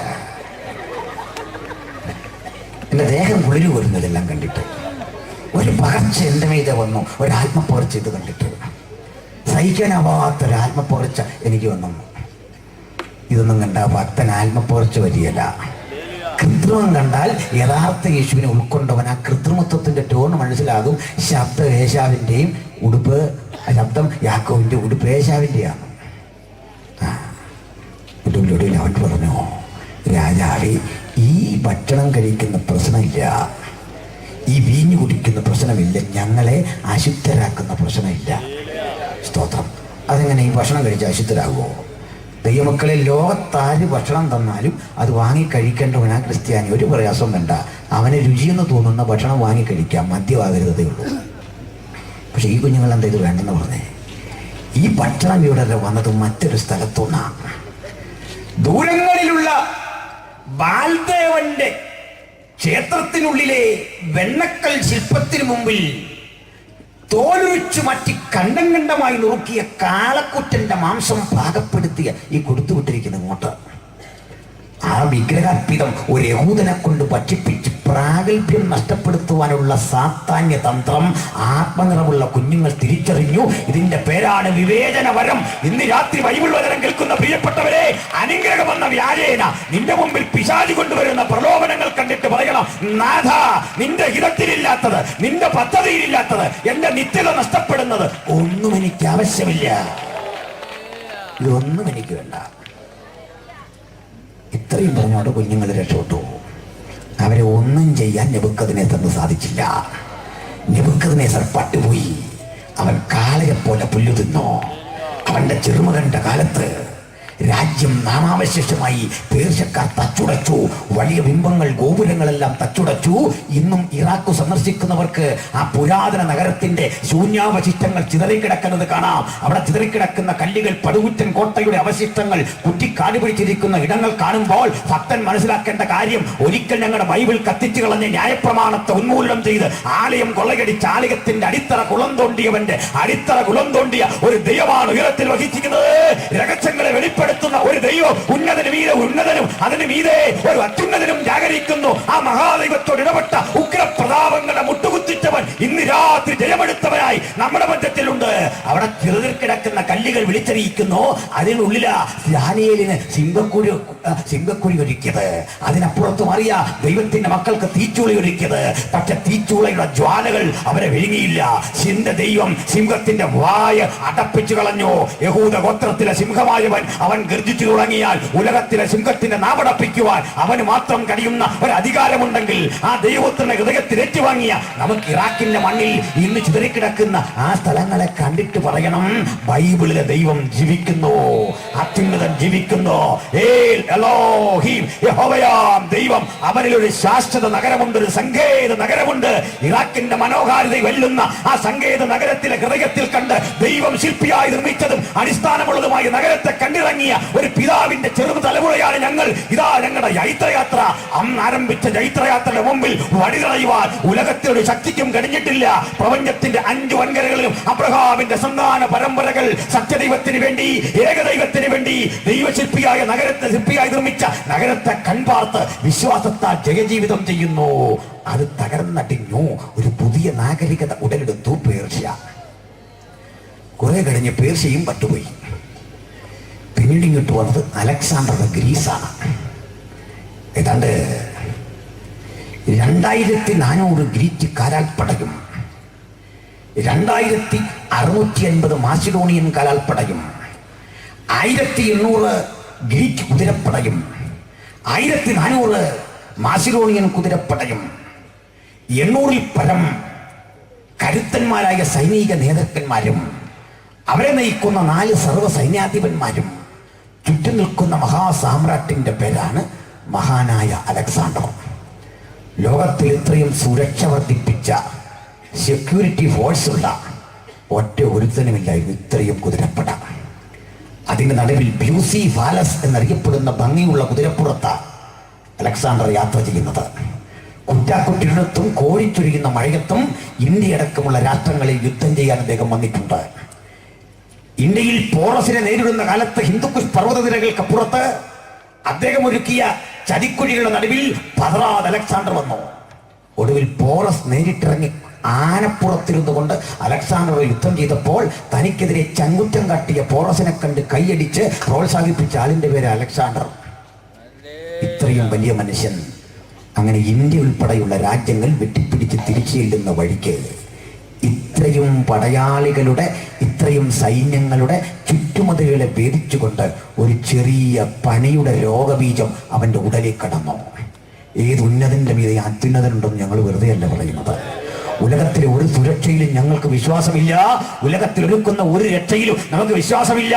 അത്യുന്നതന്റെ മറവിൽ വസിക്കുകയും സർവശക്തന്റെ നിഴലിൽ പാർക്കുകയും ചെയ്യുന്നവൻ യഹോവയെ കുറിച്ച് അവനെന്റെ സങ്കേതം, അവനെന്റെ കോട്ട, അവനെന്റെ ശാശ്വത ശൈലം എന്ന് വിശ്വസിക്കുന്നവനാ ദൈവത്തിന്റെ മകൻ. അലക്സാണ്ടർ 32 വയസ്സിൽ ഇഹലോകവാസം വെടിഞ്ഞു. മെംഫീസിലെ ചരിത്ര പ്രസിദ്ധമായ കല്ലറയിലേക്ക് ലോകത്തിലെ ഏറ്റവും വിലപിടിപ്പുള്ള പോലീസിലെ സ്വർണം കൊണ്ടുണ്ടാക്കിയ മനോഹര സ്വർണ്ണ പേടകത്തിൽ കിടത്തി അടക്കം ചെയ്തു. ടോളമിയുടെ കാലത്ത് ഈ ശവപ്പെട്ടി തല്ലിപ്പൊളിച്ചെടുത്ത് സ്വർണ്ണ നാണയങ്ങൾ ഉണ്ടാക്കിയപ്പോൾ അത് ചുമക്കുവാൻ വേണ്ടി 100 കുതിരകളെ വേണ്ടി വന്നെന്നാണ് പറയുന്നത്. ഒറ്റ ശവപ്പെട്ടി ചുമക്കാൻ അതിലുകൊണ്ടുണ്ടാക്കിയ നാണയം. അതൊക്കെ പോട്ടെ, ആ മനുഷ്യനും ഉലകത്തിൽ നിന്ന് നിഷ്കാസിതനായി. പിന്നീട് ഇങ്ങോട്ട് വന്നത് റോമക്കാര. 350 കൊല്ലം അവർ ലോകത്തെ ഭരിച്ചു. പക്ഷേ ഈ റോമൻ ചക്രവർത്തിമാർക്കൊരു ഔദ്യോഗിക പേരുണ്ട്, കൈസർ. ഇന്ന് പേരിടുന്നത് പട്ടിക്ക് വേണ്ടിയാണ്. കൈസർ ഇവിടെ വാട എന്ന് പറയുമ്പോൾ റോമിലെ ഭരണാധികാരി അല്ല വരുന്നത്, അവനിങ്ങി വരും 4 വീലർ. അവൻ വന്ന് ഡിസ്ക് ബ്രേക്ക് ഇട്ടിരുന്നു. ഇപ്പം വാലുവാട്ടി ഇങ്ങനെ റേസ് ചെയ്ത് വെച്ചേക്ക് ആക്സിലേറ്റർ തൊട്ടുമ്പിൽ വന്നിക്കുക. ഇത് വെറുതെ പറഞ്ഞില്ല. ഈ നായ ഒരു നല്ല മൃഗമാണ്. ഈ പോലീസ് വളർത്തുന്ന നായ ഉണ്ടത് പോലീസ് കൊടുക്കുന്ന ഭക്ഷണം ഒഴിച്ച് വേറൊന്നും കഴിക്കുകയില്ല. നമ്മളൊന്നും കൊടുത്താൽ കഴിക്കുകയില്ല. അതിലും നല്ലത് അതിൻ്റെ ചിട്ട എങ്ങനെയാണ് എന്നുവെച്ചാൽ ലോക്കൽ നായ്ക്കളുണ്ട്. അത് ഒരുത്തൻ മത്തിയും മേടിച്ചുകൊണ്ട് പോയി ആ പുറകെ പോകും. അതിനെ മണം പിടിച്ച് അങ്ങോട്ട് പോകുമ്പോൾ വേറൊരുത്തൻ അവിടെ നിന്ന് ഇങ്ങോട്ട് അതിലും വിലപിടിപ്പുള്ള മത്സ്യവും കൊണ്ടിങ്ങോട്ട് വരുന്നു, ആ പുറകെ പോകും. അങ്ങനെ കുറേ പേര് നമ്മളിവിടെ നിന്ന് വിട്ടുപോയി എന്നുള്ളത് ആരും വിഷമിക്കണ്ട. മണം പിടിച്ച് കുറേ പേര് പോയി എന്നുള്ളത് നമ്മളധികം വിഷമിക്കാനൊന്നുമില്ല. പിന്നെ അതിനാണോ എന്തെങ്കിലും സെമിനാർ, അതിനെന്തൊരു പ്രതിഷേധം? അതുപോട്ട് അവൻ അങ്ങോട്ട് പോവും, അവൻ ഇങ്ങോട്ട് വരും, അവൻ അങ്ങോട്ട് പോവും, ഇങ്ങോട്ട് വരും. കൈസറയെ വാടാന്ന് വിളിക്കുമ്പോൾ പോകുന്നവനുണ്ട്. എല്ലാവരെയും കിട്ടിയല്ലെന്നേ അവിടെ. അന്തസ്സുള്ളതൊന്നും അങ്ങനെ പോകില്ല. പെട്ടെന്ന് അങ്ങനെ വല്ലതും പോകാൻ പറ്റുമോ? ആ വണ്ടി ഇങ്ങോട്ട് പോവാ, വിഷയത്തിൽ കിടക്ക്, വിഷയത്തിൽ ശ്രദ്ധ തിരിക്കണം, പോകരുത്. അപ്പോൾ 4 സാമ്രാജ്യങ്ങൾ, ഈ 4 സാമ്രാജ്യങ്ങളും തകർന്നടിഞ്ഞു. പക്ഷേ അവരുണ്ടാക്കി വെച്ച ചില ഗുണങ്ങളുണ്ടായിരുന്നു. ഞാൻ ആദ്യത്തെ വിടുന്നു, അത് ആത്മീയമാണ്. ഒത്തിരി പറയാനുണ്ട് ദാനിയേലിന്റെ സംഭവം. രണ്ടാമത്തെയും വിടുന്നു, സമയക്കുറവാണ് എൻ്റെ കാരണം. മൂന്നാമത്തേത് പറയാതിരിക്കാൻ തരമില്ല. മഹാനായ അലക്സാണ്ടർ ലോകം മുഴുവൻ പിടിച്ചെടുത്ത വഴിക്കൊരു പണി ചെയ്തു. മുഴു ലോകവും താൻ സംസാരിക്കുന്ന ഒരു ഭാഷയുടെ കീഴിലാക്കി. താൻ പിടിച്ചെടുക്കുന്ന പടയോട്ടം നടത്തുന്ന സ്ഥലങ്ങളിലെല്ലാം ഗ്രാമർ സ്കൂളുകൾ സ്ഥാപിച്ചു. വൈയാകരണന്മാരെ നിയമിച്ചു ഭാഷ പഠിപ്പിക്കാൻ. അങ്ങനെ ലോകമാസകലം അലക്സാണ്ടർ ഇന്ന് ഇംഗ്ലീഷ് എന്ന വണ്ണം ഒരു ഭാഷ സ്ഥാപിച്ചു. അതിൻ്റെ പേരാണ് Greek. Greek was the lingua franca of the ancient world. പുരാതന ലോകത്തിന്റെ മുഖ്യ സമ്പർക്ക ഭാഷയായിരുന്നു ഗ്രീക്ക്, അലക്സാണ്ടറുടെ ഭാഷ. അത് ലോകം മൊത്തം വ്യാപിച്ചു. ഞങ്ങൾ ഈ ഭാഷയിലല്ലേ പുതിയ നിയമം എഴുതിയേ? ഈ ഭാഷയിൽ പുതിയ നിയമം എഴുതിക്കൊണ്ടുള്ള ഗുണം എന്താ? ഏതാണ്ട് 50-60 വർഷത്തിനുള്ളിൽ അപ്പോസ്തലന്മാർ എവിടെ പോയോ അവിടെല്ലാം ഈ ഭാഷയിൽ ഞങ്ങളൊന്ന് പ്രസംഗിച്ചു. കേട്ടവർക്ക് മനസ്സിലായി. ആര് പറഞ്ഞിട്ട് ഇന്നതാ പറയുന്നത്. പിന്നെ ഏത് ബൈബിൾ എവിടെ പോയും തിരുത്താൻ പറ്റും? എങ്ങനെ പറ്റും? ആർക്ക് പറ്റും? ഉലകം മുഴുവൻ 1-ാം നൂറ്റാണ്ടിലെ വ്യാപരിച്ച പുസ്തകത്തിന്റെ പേരാ ബൈബിൾ. അത് പുതിയ നിയമം മാത്രമല്ല, പഴയ നിയമം കൂടെ വ്യാപിച്ചു ഉലകം മുഴുവൻ. രണ്ടാമത് ഇങ്ങോട്ട് വന്ന് റോമക്കാർ ചെയ്തൊരു പണിയുണ്ട്. അവർ ഏറ്റവും പ്രാധാന്യം കൊടുത്ത് നല്ല റോഡ് വെട്ടാനാണ്. അല്ല നമ്മുടെ കൂട്ടൊന്നുമല്ല. നമ്മളെന്താ ചെയ്യുന്നത്? ഉള്ള റോഡിൻ്റെ നടുക്ക് കുമ്മായം കലക്കി വെള്ള കളറിലൊരു വര, എന്നിട്ട് പറയാ ഹൈവേ ആണ്. ഇതാണ് ഹൈവേ. നമ്മുടെ ഈ മന്ത്രിമാരും മറ്റാളുകളുമൊക്കെ ഈ വിദേശ രാജ്യങ്ങളിൽ പോകാറുണ്ട്. ഗൾഫിലുമൊക്കെ അമേരിക്കയിലുമൊക്കെ പോകും. പോയിട്ട് വന്നവർക്കെതിരെ പ്രസംഗിക്കുമെങ്കിലും അവിടെ ചില നന്മയുണ്ട്, നല്ല റോഡുകൾ. ഈ നന്മയൊന്നും അവരിങ്ങോട്ട് കൊണ്ടുവരില്ല. നമ്മുടെ ചില മന്ത്രിമാരെല്ലാം പണ്ട് അമേരിക്ക ചുറ്റിക്കറങ്ങി വന്നപ്പോൾ അവിടെ ഉണ്ട് ആണുമാണ് ഒരുമിച്ച് കൂടി തോളെ കൈയിട്ട് പറയാ, ഡാർലിംഗ് നമുക്ക് പള്ളിയിൽ പോകാം. പെണ്ണും ഒരുമിച്ച് കൂടി വിട്ടുകയാ, നമുക്ക് പാർക്കിൽ പോകാം. ഇത് കണ്ട് നമ്മുടെ മന്ത്രിമാർ പറഞ്ഞു, കേരളത്തിൽ നമുക്ക് നടപ്പിലാക്കണം. പെട്ടെന്ന് നന്മ നടപ്പിലാക്കാനുള്ള ബോധം ഇവർക്കുണ്ടാകാനാണ് പ്രാർത്ഥിക്കേണ്ടത്. നല്ല റോഡും ഒക്കെ വരട്ടെ. പിന്നെ അപ്പോൾ പോട്ടെ. ഇരവിധം ഏറ്റവും നല്ല റോഡ് പുരാതന ലോകത്തുണ്ടാക്കിയ ആളുകളാണ് റോമക്കാർ. എല്ലാ റോഡും റോമിലേക്ക്. വളഞ്ഞു തിരിഞ്ഞു കിടക്കുന്ന കടൽ തീരങ്ങളെ കനാലുകൾ വെട്ടി ഏകോപിപ്പിച്ചു. നദികളിൽ നിന്ന് കനാല് വെട്ടി കടലിലേക്ക് ഷോർട്ട് കട്ടുകൾ ഉണ്ടാക്കി. എന്തിനാ ചെയ്തേ? 4-5 ആഴ്ചകൾ കൊണ്ട് കപ്പലിൽ പോകേണ്ട ദൂരം 2 ദിവസം കൊണ്ട് പോകാവുന്നതായി. നല്ല റോഡ്. കരഗതാഗതം ശക്തമായി. കടൽ കൊള്ളക്കാരെ കർശനമായി ഒതുക്കി റോമൻ ഭരണകൂടം അങ്ങ് ശക്തിപ്പെടുത്തി. ഇതും ബൈബിളുമായിട്ട് എന്താ ബന്ധമെന്നാണ് നിങ്ങൾ ചിന്തിക്കുന്നത്? ഇങ്ങോട്ട് ശ്രദ്ധിക്കണം, ഇങ്ങോട്ട് ശ്രദ്ധിച്ചിരിക്കണം. അങ്ങോട്ടും ഇങ്ങോട്ടും നോക്കരുത്, ഇങ്ങോട്ട് മാത്രം. ഒരാളങ്ങോട്ട് മാറി എന്നോർത്ത് അങ്ങോട്ട് നോക്കരുതെന്ന് എനിക്ക് അഭിപ്രായമില്ല. അങ്ങനെ ഒരാൾ പോകുന്നത് കണ്ടിട്ടില്ലാത്തവരൊന്നും നോക്കിക്കോ. ഇനി ഇങ്ങോട്ട് ശ്രദ്ധിക്കണം. ഇടയ്ക്ക് ഒരാൾക്കൊന്ന് പോകണം, ഇവിടുന്ന് പോകണം, എനിക്ക് പിടിച്ചു നിൽക്കാൻ പറ്റുന്നില്ല ഈ കൃപയിൽ എന്ന് തോന്നുന്നവർക്ക് പോകാം. പോകുന്നതിന് കുഴപ്പമില്ല. ഞാൻ ഈ ട്രിവാൻഡ്രത്ത് കാട്ടാക്കടയ്ക്കപ്പുറത്ത് 6 കൊല്ലം മുമ്പ് ഒരു പ്രസംഗത്തിന് വന്നു. നമ്മുടെ വിക്ടർ ഫിലിപ്പച്ചാനൊക്കെ ഉണ്ട്.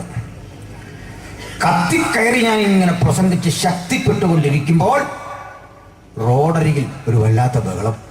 പ്രസംഗം നിന്നുപോയി. നോക്കിയപ്പോൾ എന്താ? നമ്മുടെ യോഗത്തിൻ്റെ ഫ്രണ്ടിൽ വന്നിരുന്ന ആത്മാവിൽ ശക്തിപ്പെട്ടുകൊണ്ടിരുന്നൊരു പെങ്കൊച്ച് ഇറങ്ങിയൊരൊറ്റ പോക്കാണ്. അവൾ വെറുതെ അല്ല പോയത്, ഒരുത്തനെ പറഞ്ഞൊപ്പിച്ച് വെച്ചിരുന്നു അവൻ്റെ ബൈക്കിൽ കയറിയൊരു പോക്ക്. അന്നുപോലെ എനിക്ക് കൂടുതൽ ശക്തിപ്പെടുന്നവരെ കാണുമ്പോൾ പേടിയാ. അവൾ സുരക്ഷിത സ്ഥാനം നോക്കി വന്നാണ്. ഒറ്റ പോക്ക്. ആകപ്പാടെ യോഗം നിന്നു. അവരുടെ അമ്മ കിടന്ന് അലറുന്നു, ബഹളം വെക്കുന്നു. അവൾ വിശ്വാസിയല്ല. അവളും കണ്ടോ ആ പൂതവും കൂടി ഇങ്ങോട്ട് കയറി വന്നു നമ്മളെ പറയിപ്പിക്കുന്നു. ഇല്ല, എന്തൊക്കെയാണെങ്കിലും അതിനുശേഷം ഈ യോഗം തീരും മുമ്പ് ഇറങ്ങിപ്പോകുന്നവരെ കാണുമ്പോൾ എനിക്കൊരു തെറ്റിദ്ധാരണ വരും അറിയാതെ. ഈ ആശീർവാദം പറയുമ്പോൾ ഇറങ്ങിപ്പോകുന്നവരെ കാണുമ്പോൾ പെട്ടെന്ന് എനിക്ക് ഈ ഓർമ്മ കയറി വരും. എൻ്റെ ആശീർവാദം കഴിഞ്ഞ് ഇനി ഇവിടുന്ന് പോകാറുള്ളൂ കുറഞ്ഞ നിമിഷം. ഇല്ല, ആളുകൾ നിങ്ങളെ തെറ്റിദ്ധരിക്കും. പിന്നെ എന്നോട് ചോദിച്ചു, ഇനി അതിൽ പോകണം എന്നൊരാൾക്ക് തോന്നിയാൽ പോക്കോ. പക്ഷെ ചിലർ ഈ യോഗം വിട്ടു പോകുന്ന കണ്ടിട്ടുണ്ടോ? കാള പാത്രക്കടയിൽ കയറി വരണ്ടോടുന്നോലെ പുസ്തകം കുലുക്കി പാത്രം എടുത്ത് കൊച്ചിനിട്ട് 2 തല്ലും തല്ലി ഒരു വേളം വെച്ചു വിട്ടുപോകുന്നേന്ന് പറഞ്ഞു. അടയാളം ഒന്നും കാണിക്കാതെ പോക്കൊണ്ടിരുന്നു. വചനത്തിലേക്ക് വരാം, ശ്രദ്ധിച്ചിരിക്കാം. അപ്പോൾ ഗ്രീക്കുകാർ തന്റെ ഭാഷ ലോകമാസകലം വ്യാപരിപ്പിച്ചു. മഹാനായ അലക്സാണ്ടർ തന്റെ ഭാഷ ഉലകത്തിൽ പ്രചരിപ്പിച്ചു. ആ ഭാഷ കൊണ്ട് ലോകത്തെ ഭരിക്കാൻ അദ്ദേഹത്തിന് കഴിഞ്ഞില്ല. അതിന് മുമ്പ് മരിച്ചുപോയി. തൊട്ടുപിന്നാലെ വന്ന റോമക്കാർ നല്ല റോഡുകൾ വെട്ടി ഗതാഗതം ശക്തിപ്പെടുത്തി. അത് അവർക്കും പ്രയോജനപ്പെട്ടില്ല. പിന്നെ ആർക്കാ പ്രയോജനപ്പെട്ടേ? അത് നമ്മൾ ദൈവമക്കൾക്കായിരുന്നു പ്രയോജനപ്പെട്ടത്. നമ്മളാണത് യൂട്ടിലൈസ് ചെയ്തത്. നമ്മളാണത് പ്രയോജനപ്പെടുത്തിയത്. എങ്ങനെ? ഈ ഭാഷയിൽ അപ്പോസ്തലന്മാർ പ്രസംഗിച്ചത് കൊണ്ട് ഉലകത്തിൽ ഏവർക്കും സുവിശേഷം മനസ്സിലായത്. ഈ ഭാഷയിൽ പ്രസംഗിക്കാൻ അവസരം കിട്ടിയത് കൊണ്ട് അവർക്ക് ഉലകമാസകലം സഞ്ചരിക്കാൻ സാധിച്ചത്. ഈ നല്ല വഴികളും കനാലുകളും കിട്ടിയത് കൊണ്ട് കടലിലെ ആപത്തുമൊക്കെ സഹിച്ച് അപ്പോസ്തലന്മാർക്ക് ഉലകം തെറ്റാൻ സാധിച്ചത്. അങ്ങനെ അപ്പോസ്തലന്മാർ ചിലർ നമ്മുടെ നാട്ടിലും ചേക്കേറിയത് എങ്ങനെയാ? ഈ വഴി അവർ വെട്ടിവെച്ച് തന്നിട്ട് പോയി. ഇത് കണ്ട് അത്ഭുതപ്പെട്ട പൗലോസ് എഴുതി വെക്കുക, കാലസമ്പൂർണത വന്നപ്പോൾ, ലോകം പരിഷ്കാരത്തിന്റെ അത്യുച്ച കോടിയിലെത്തിയപ്പോൾ, അതിന്റെ വികാസ പരിണാമങ്ങൾ ഉത്തുംഗങ്ങളിലേക്ക് വളർന്നപ്പോൾ, ആ സമയം നോക്കി ദൈവം തന്റെ അരിമകുമാരനാകുന്ന യേശു കർത്താവിനെ ഇഹത്തിലേക്ക് അയച്ചു. അതുകൊണ്ട് ഇഹത്തിൽ നടക്കുന്ന എല്ലാ പ്രവൃത്തികളുടെ നടുവിൽ അത്യുന്നതന്റെ നിയന്ത്രണമുണ്ട്. ഇഹത്തിൽ നടക്കുന്ന ചെറുതും വലുതുമായ ഏത് പ്രവൃത്തിയും നിശ്ചയിച്ചുറപ്പിച്ചവൻ കർത്താവാണ്. എന്തേ ഞാൻ പറയാൻ കാരണം, ലോകം വികാസതലങ്ങളിൽ മുൻനിരയിൽ നിന്ന പഴയകാലം ഭാഷാപരമായി ഒരു ഭാഷയുടെ കീഴിൽ തിരിച്ചു വന്നൊരു കാലം, അന്നാണ് യേശുക്രിസ്തു പിറന്നത് എങ്കിൽ ശ്രദ്ധിച്ചു നോക്കിയാൽ നിങ്ങൾക്കൊരു കാഴ്ച മനസ്സിലാകും. ലോകം വീണ്ടും അറിയാതെ ഒരു ഭാഷയുടെ കീഴിലേക്ക് തിരിച്ചു വരുന്നു. ലോകത്തേറ്റവും കിടയറ്റ ഗതാഗത സൗകര്യങ്ങളും വാർത്താവിനിമയ സൗകര്യങ്ങളും ഉണ്ടാകുന്നു. എന്തിന്? രാജ്യത്തിന്റെ ഈ സുവിശേഷം ഞങ്ങൾക്ക് മുഴു ലോകത്തോടും പ്രസംഗിക്കാൻ കഴിയും വിധം ലോകം അറിയാതെ ഒരുങ്ങുമ്പോൾ, ചിലയിടത്ത് സുവിശേഷ യോഗങ്ങളെ വിലക്കുമ്പോൾ, അനുമതികൾ കിട്ടാതിരിക്കുമ്പോൾ, സാഹചര്യങ്ങൾ സംജാതമാകാതിരിക്കുമ്പോൾ, ഒരു നിമിഷം കൊണ്ട് ഉലകത്തെ മുഴുവൻ സുവിശേഷം അറിയിക്കാൻ കഴിയുന്ന ഒരു സാഹചര്യം സംജാതമാക്കി വെക്കും. അപ്പോൾ ഈ യുഗാവസാനം വരും. അപ്പോൾ പുനരാഗമനം സംഭവിക്കും. പണ്ടൊരിക്കൽ അവരത് തെളിയിച്ചെങ്കിൽ. അതുകൊണ്ടാണ് സഹോദരരെ ഞങ്ങൾ വിശ്വസിക്കുന്നത് യേശു കർത്താവ് വീണ്ടും വരും. ആ വരവിന്റെ തൊട്ടു മുമ്പ് ഒരു ദൂതൻ പ്രഖ്യാപിക്കുക, ഇനി കാലം ഉണ്ടാകില്ല. ശ്രദ്ധിച്ചു നോക്കിയാൽ യേശുവിന്റെ പിറവിയുടെ തൊട്ടു മുമ്പ് കണ്ട യുഗപരമായ 4 സാമ്രാജ്യങ്ങളുടെ ഒരു തനിയാവർത്തനം ഇന്നും സംഭവിക്കുന്ന കാഴ്ച കാണാം.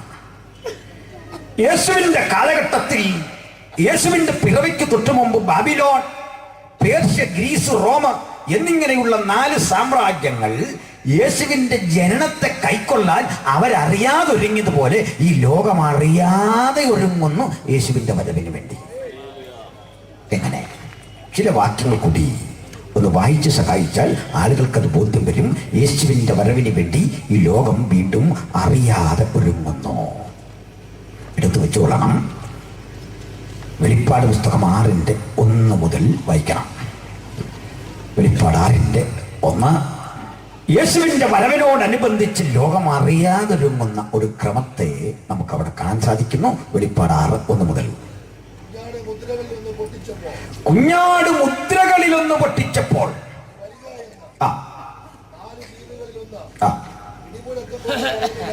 4 ജീവികളിൽ ഒന്ന് ഇടിമുഴക്കം പോലെ പറയുന്നത് ഞാൻ കേട്ടു.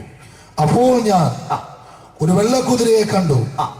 അതിന്മേൽ ഇരിക്കുന്നവന്റെ കയ്യിൽ ഒരു വില്ലുണ്ട്. അവനൊരു കിരീടവും ലഭിച്ചു. അവൻ ജയിക്കുന്നവനായും ജയിപ്പാനായും പുറപ്പെട്ടു. ഇവിടെ 4 കുതിരകളെ ദർശനത്തിൽ കാണുകയാണ്. ഒന്നൊരു വെള്ളക്കുതിര, എടുത്തു വെച്ചുകൊള്ളണം ആ ഭാഗം. 2 ഒരു ചുവന്ന കുതിര. 3 ഒരു കറുത്ത കുതിര. 4 ഒരു മഞ്ഞ കുതിര. 4 രാജ്യങ്ങൾ, 4 കുതിരകൾ.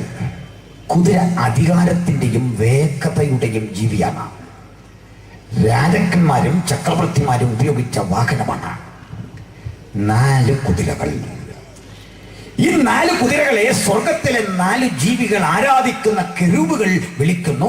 1-ാം ജീവി സിംഹമുഖമുള്ളത്, 2-ാം ജീവി കാളയുടെ മുഖമുള്ളത്, 3-ാം ജീവി മനുഷ്യന്റെ മുഖമുള്ളത്, 4-ാം ജീവി കഴുകന്റെ മുഖമുള്ളത്. 1-ാം ജീവി വിളിക്കുന്നു, ദാ വരുന്നു ഒരു വെള്ളക്കുതിര. എന്ന് വച്ചാൽ 1-ാം ജീവി സിംഹത്തിന് സദൃശ്യം. സിംഹം വിളിക്കുമ്പോൾ വരുന്നു ഒരു വെള്ളക്കുതിര. 2-ാം ജീവി കാളയ്ക്ക് സദൃശ്യം. കാള വിളിക്കുമ്പോൾ, വരിക എന്ന് വിളിക്കുമ്പോൾ വരുന്നു ഒരു ചുവന്ന കുതിര. 3-ാം ജീവി മനുഷ്യന് സദൃശ്യം. മനുഷ്യൻ വിളിക്കുമ്പോൾ ദാ വരുന്നു ഒരു കറുത്ത കുതിര. 4-ാം ജീവി പറക്കുന്ന കഴുകന് സദൃശ്യം. അത് വിളിക്കുമ്പോൾ ദാ വരുന്നു ഒരു മഞ്ഞ കുതിര.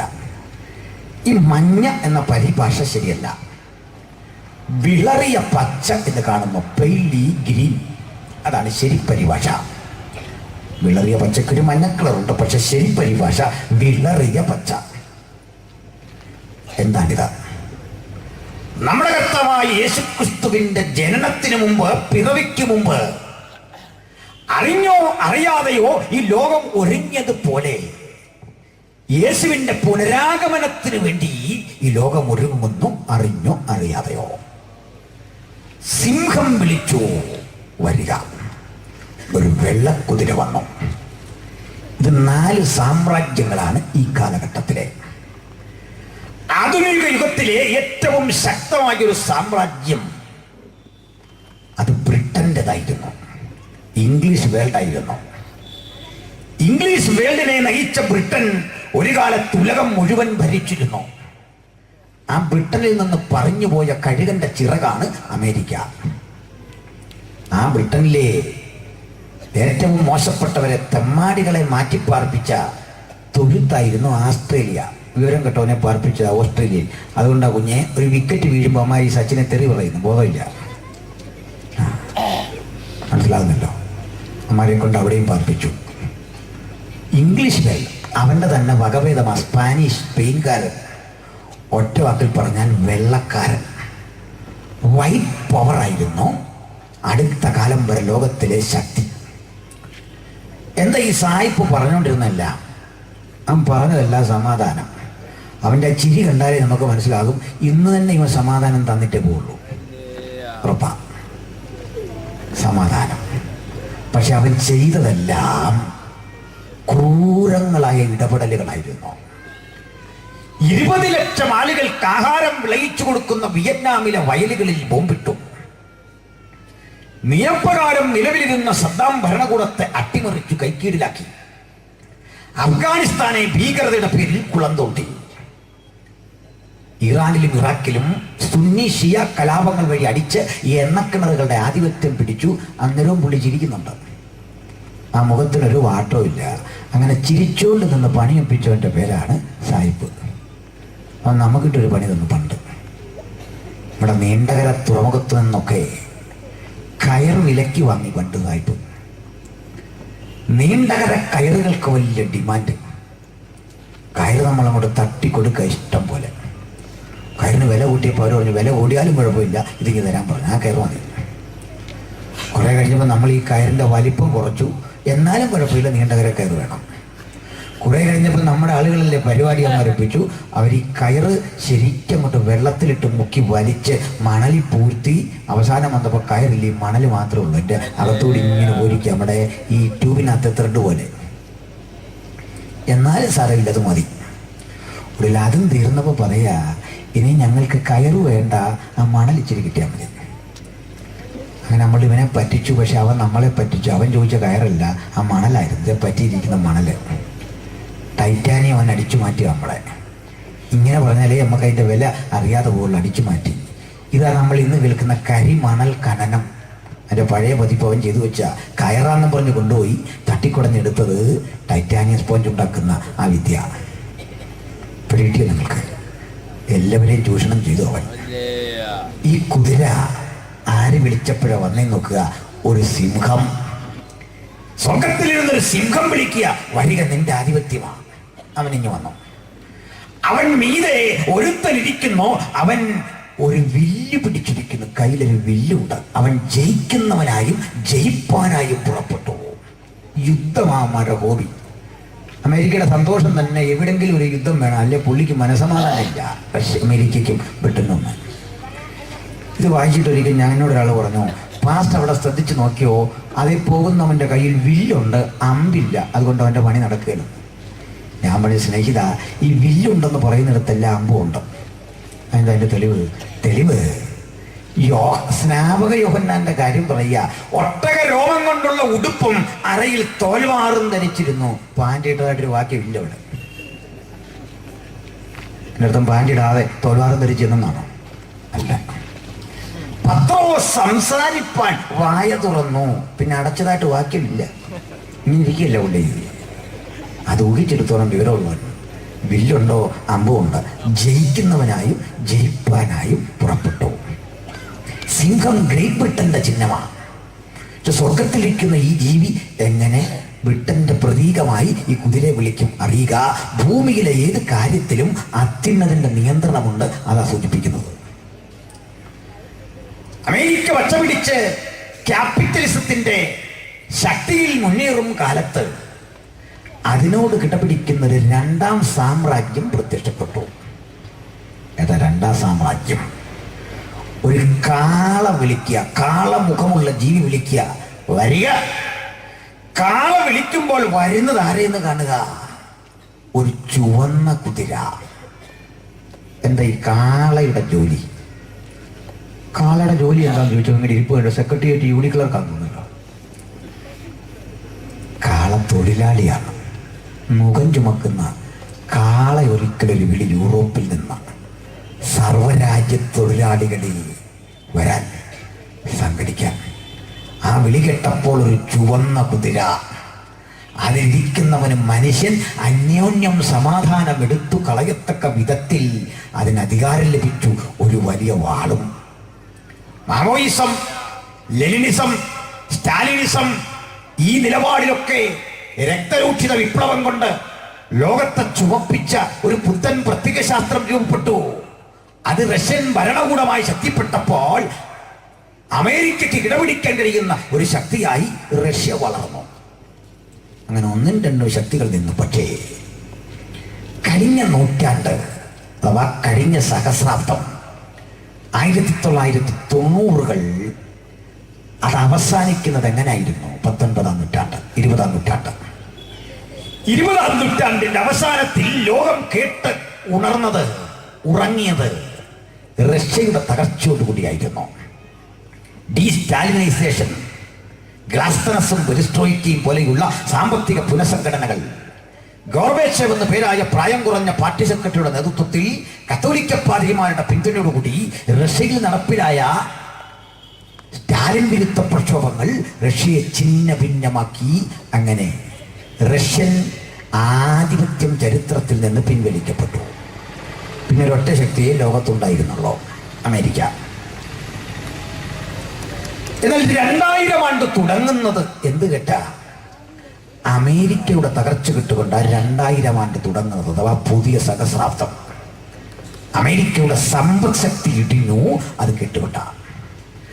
1ഉം 2ഉം ലോകരാഷ്ട്രങ്ങളെ, 1ഉം 2ഉം സാമ്രാജ്യങ്ങൾ കഴിഞ്ഞാൽ ലോകത്തുള്ള അടുത്ത രാജ്യങ്ങളെ ചേർത്തൊരു പേര് പറയാ, മൂന്നാംകിട രാജ്യങ്ങൾ, തേർഡ് വേൾഡ് കൺട്രീസ്. ഈ മൂന്നാം ലോക രാജ്യങ്ങളുടെ പ്രത്യേകത പട്ടിണിയാണ് അവരുടെ മുഖമുദ്ര. ദാരിദ്ര്യം അഥവാ പട്ടിണി അവരുടെ ലക്ഷണം. പകർച്ചവ്യാധിയാണ് അവരുടെ ഭീകരമായ സാഹചര്യം. കടക്കണിയാണ് അവരുടെ പ്രശ്നം. മനുഷ്യാവകാശ വിഷയങ്ങളാൽ അവർ ദുരിതമനുഭവിക്കുന്നു. പെട്രോളിയം ഉൽപ്പന്നങ്ങളില്ല അവിടെ, മരുന്നിന് ക്ഷാമം. ഇങ്ങനെയുള്ള രാജ്യങ്ങളിലെ ആളുകളുടെ നിറം കറുപ്പാണ്. ബ്ലാക്സ് ആണ് അവർ. കറുപ്പാണ് ആ രാജ്യത്തിന്റെ നിറം, രാജ്യങ്ങളുടെ നിറം. ദാരിദ്ര്യമാണ് അവരുടെ ലക്ഷണം, ഇല്ലായ്മയാണ് അവരുടെ പ്രശ്നം. ഇങ്ങനെയുള്ള മൂന്നാം ലോക രാജ്യങ്ങളിലും ചില സമ്പന്ന രാജ്യങ്ങളുണ്ട്. ഇല്ലായ്മക്കാരുടെ ഇടയിലെ കാശുകാരൻ. അതാരാ? സംശയിക്കണ്ട, നമ്മുടെ ഇന്ത്യ തന്നെയാ മൂന്നാം ലോക രാജ്യങ്ങളിലെ സമ്പന്ന ശക്തി. അപ്പോൾ ഒരു കറുത്ത കുതിരയാ കാണുന്നത്. ഒരു മനുഷ്യനാ വിളിക്കുന്ന വരാൻ, മനുഷ്യാവകാശങ്ങൾക്ക് വേണ്ടി ഒത്തുകൂടണമെന്ന്. മൂന്നാമത്തെ കുതിര വരുമ്പോൾ ആ കുതിരയുടെ പുറത്തൊരുത്തരിക്കുന്നു, അവൻ കയ്യിൽ ഒരു തുലാസ് പിടിച്ചിരിക്കുന്നു. അപ്പോൾ ജീവികളുടെ നാടിന്റെയും നടുവിൽ നിന്നൊരു ശബ്ദം, പണത്തിന് ഒരിടങ്ങഴി ഗോതമ്പ്, ഒരിടങ്ങഴി യവം, മൂന്നിടങ്ങഴി യവം, എണ്ണയ്ക്കും വീഞ്ഞിനും കേടുവരുത്തരുത്. ഒരു മനുഷ്യന്റെ ഒരു ദിവസത്തെ കൂലി, ഒരു നേരം ആഹാരത്തിന്, ഒരു ദിവസത്തെ ആഹാരത്തിന് മാത്രം ഉതകും. എണ്ണയിൽ തുടരുത്, അത് ഇന്ധനമാണ്. വീഞ്ഞ് അധികം തീർക്കരുത്, അത് മരുന്നാണ്, ആൽക്കഹോൾ. എണ്ണ കുറവ് മൂന്നാം ലോക രാജ്യങ്ങളുടെ പ്രത്യേകത. അതുകൊണ്ട് പാചകവാതക സിലിണ്ടർ ഒത്തിരി ഉപയോഗിക്കരുത്, സർക്കാർ പറഞ്ഞു തുടങ്ങി. ഇന്ധനം കുറച്ച് ഉപയോഗിക്കാവുള്ളൂ, വില കുറഞ്ഞാലും കുറയ്ക്കുന്ന പ്രശ്നമില്ല. ഇതൊക്കെ ലോകം ചെയ്യുന്നതിന് എത്രയോ കാലം മുമ്പ് പ്രവചിച്ച കൃതിയുടെ പേരാണ് വിശുദ്ധ ബൈബിൾ. ഇന്ന് രാത്രി ഈ പുസ്തകം കൊണ്ടാ നിങ്ങൾ വന്നതെങ്കിൽ ഓർക്കണം. അല്ലയോ സഹോദരേ, ഞങ്ങൾ വെറുതെ അല്ല ഇത് പ്രസംഗിക്കുന്നത്. ഈ കാലത്തെ വ്യാഖ്യാനിക്കുന്ന പുസ്തകം, അതത്ര വിശുദ്ധ ബൈബിൾ. പറഞ്ഞെനിക്ക് അവസാനിപ്പിച്ചേ പറ്റൂ. ഈ രാജ്യങ്ങൾ ഇങ്ങനെ ഇരിക്കെ ശക്തിപ്പെടുമ്പോൾ തൊട്ടടുത്ത് മറ്റൊരു സാമ്രാജ്യത്തെ കാണുന്ന വിളറിയ പച്ച എണ്ണയുൽപാദക രാജ്യങ്ങളാണ് ഈ വിളറിയ പച്ച, വിളറിപ്പോൾ അവര് കഴുകനാണ് അവരെ നിയന്ത്രിക്കുന്നത്. കഴുകൻ അമേരിക്കയുടെ ചിഹ്നമാണ്. അതെങ്ങനെ എണ്ണ ഉൽപാദക രാജ്യങ്ങളെ അമേരിക്ക നിയന്ത്രിക്കുന്നത്? എൻ്റെ സുഹൃത്തുക്കളൊക്കെ സൗദി അറേബ്യയിൽ പോയ സഹോദരന്മാരൊക്കെ പോണ്ട് ഉണ്ടാകണം. സൗദി അറേബ്യയിൽ നമുക്ക് ആരാധനാ കേന്ദ്രങ്ങളില്ല, ബൈബിള് കാണാൻ പാടില്ല, അന്യമതസ്ഥർക്കൊന്നും അവിടെ സ്വാതന്ത്ര്യമില്ല. കുവൈറ്റിലും ഇറാഖിലും ഒക്കെ ഉണ്ട്, ഇറാനിലും ഒക്കെ ഉണ്ട്, മറ്റു സ്ഥലങ്ങളിൽ പലയിടത്തും ഉണ്ട്. സൗദി അറേബ്യയിൽ മാത്രമില്ല. ബൈബിളൊക്കെ കണ്ടാൽ പിടിച്ച് നമ്മൾ അകത്തിടും. പള്ളിയില്ല, ആരാധനയില്ല. ഇതാ നമ്മൾ ധരിച്ചിരിക്കുന്നത്. എന്നാൽ വസ്തുത അങ്ങനല്ല. സൗദി അറേബ്യയിലും പള്ളിയുണ്ട്. അതിലെ പരസ്യമായി ബൈബിളും കൊണ്ടുപോകുന്ന ആൾക്കാരുണ്ട്. അവിടെ ശരീരം മുഴുവൻ മൂടി എല്ലാവരും വസ്ത്രം ധരിക്കണമെന്നുണ്ട്. പക്ഷെ അതിലെ കൊച്ചുടുപ്പിട്ട് അർത്ഥനഗ്നയായി നടക്കുന്ന സ്ത്രീകൾ ഇപ്പോഴും ഉണ്ട്. നമ്മളാരും അല്ല, സായിപ്പും മദാമയാണ്. ഒറ്റ ഒരുത്തൻ തൊടുന്നില്ല. മദാമ കുഞ്ഞുടുപ്പിട്ടായില്ലേ നടക്കുന്നത്. അവൻ്റെ ഈ ബൈബിളും ഉണ്ട്. അവർ പരസ്യമായി പോയി പ്രാർത്ഥിക്കുന്നുണ്ട്. എന്താ ചെയ്യാത്തൊന്നും? ഈ നയം എല്ലായിടത്തും വേണമെങ്കിൽ എല്ലാവരോടും വേണ്ടേ? ബാക്കി ആൾക്കാരുടെ കാര്യം കഷ്ടം. നമ്മുടെ കാര്യത്തിൽ ശരിയാ. കഴിവുള്ളവനെന്നും കാര്യക്കാരന് അവന് തൊട്ടിട്ടില്ല. അമേരിക്കയുടെ ചെലുത്തി വെച്ച സർവാധിപത്യം അറേബ്യൻ രാജ്യങ്ങളുടെ പച്ചയുടെ വീര്യം കെടുത്തിക്കളഞ്ഞു. അതിനെ മഞ്ഞ നിറത്തിലാക്കി. അമേരിക്കയെ കുറ്റം പറയുമ്പോഴും അറബി രാജ്യങ്ങളെ, എണ്ണ ഉൽപാദക രാജ്യങ്ങളെ പരോക്ഷമായി നിയന്ത്രിക്കുന്നത് അവരാ. എന്ന താമസം വിനാ ഈ ശക്തികൾ മുഴുവൻ ക്ഷയിക്കും. കാരണം ഒരു തമ്മിലടിയുടെ സാധ്യത വർദ്ധിക്കുന്നു. ഭീകരവാദത്തിന്റെ മറവിൽ അമേരിക്ക അടിക്കാൻ തയ്യാറായി വരുന്നത് എണ്ണക്കിണറുകളിൽ കണ്ണുനട്ടാണ്. തിരിച്ചടിക്കാൻ താണിയില്ലാത്ത അറബി രാജ്യങ്ങൾ ഒരു പ്രത്യേക നിലവാരത്തിൽ റഷ്യയോട് കൂട്ടുകൂടും. ഈ കൂട്ടിൽ ഒരു പുതിയ ലോകമഹായുദ്ധത്തിന് കളമൊരുങ്ങും. അപ്പോൾ മരണം സംജാതമാകും. വചനം പറയുക, ഞാൻ പാതാളം അവരെ പിന്തുടരുന്ന കാഴ്ച കണ്ടു. അതിന്മേൽ ഇരിക്കുന്നവന് മരണം എന്ന് പേർ. അതികഠിനമായ ക്ഷാമത്തിന്റെയും ഭീകരതയുടെയും ഒരു പുതുലോക രാജ്യത്തിന്റെ ക്രമം ഉലകത്തിൽ സംജാതമായി കൊണ്ടിരിക്കെ ലോകമറിയാതൊരുങ്ങുന്നു യേശുവിന്റെ ദൈവരാജ്യത്വത്തിന്റെ വരവിന്.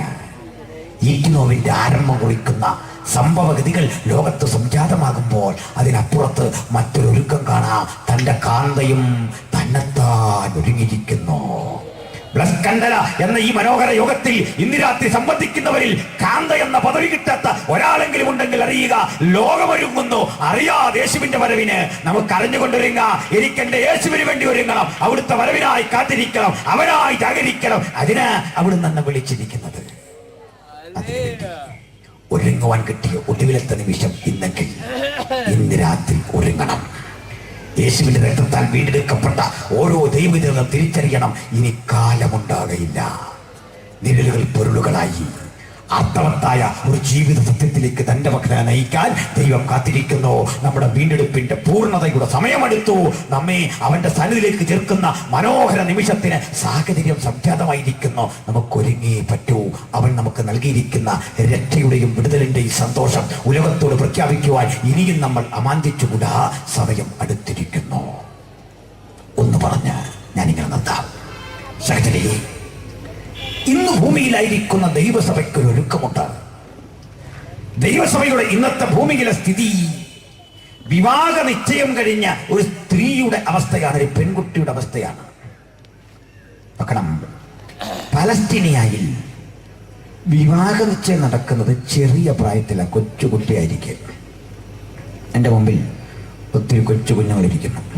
കുഞ്ഞെ, നിങ്ങളൊക്കെ പലസ്തീനിലായിരുന്നെങ്കിൽ ഇപ്പൊ കല്യാണ നിശ്ചയം കഴിഞ്ഞാൽ മനസ്സിലായോ?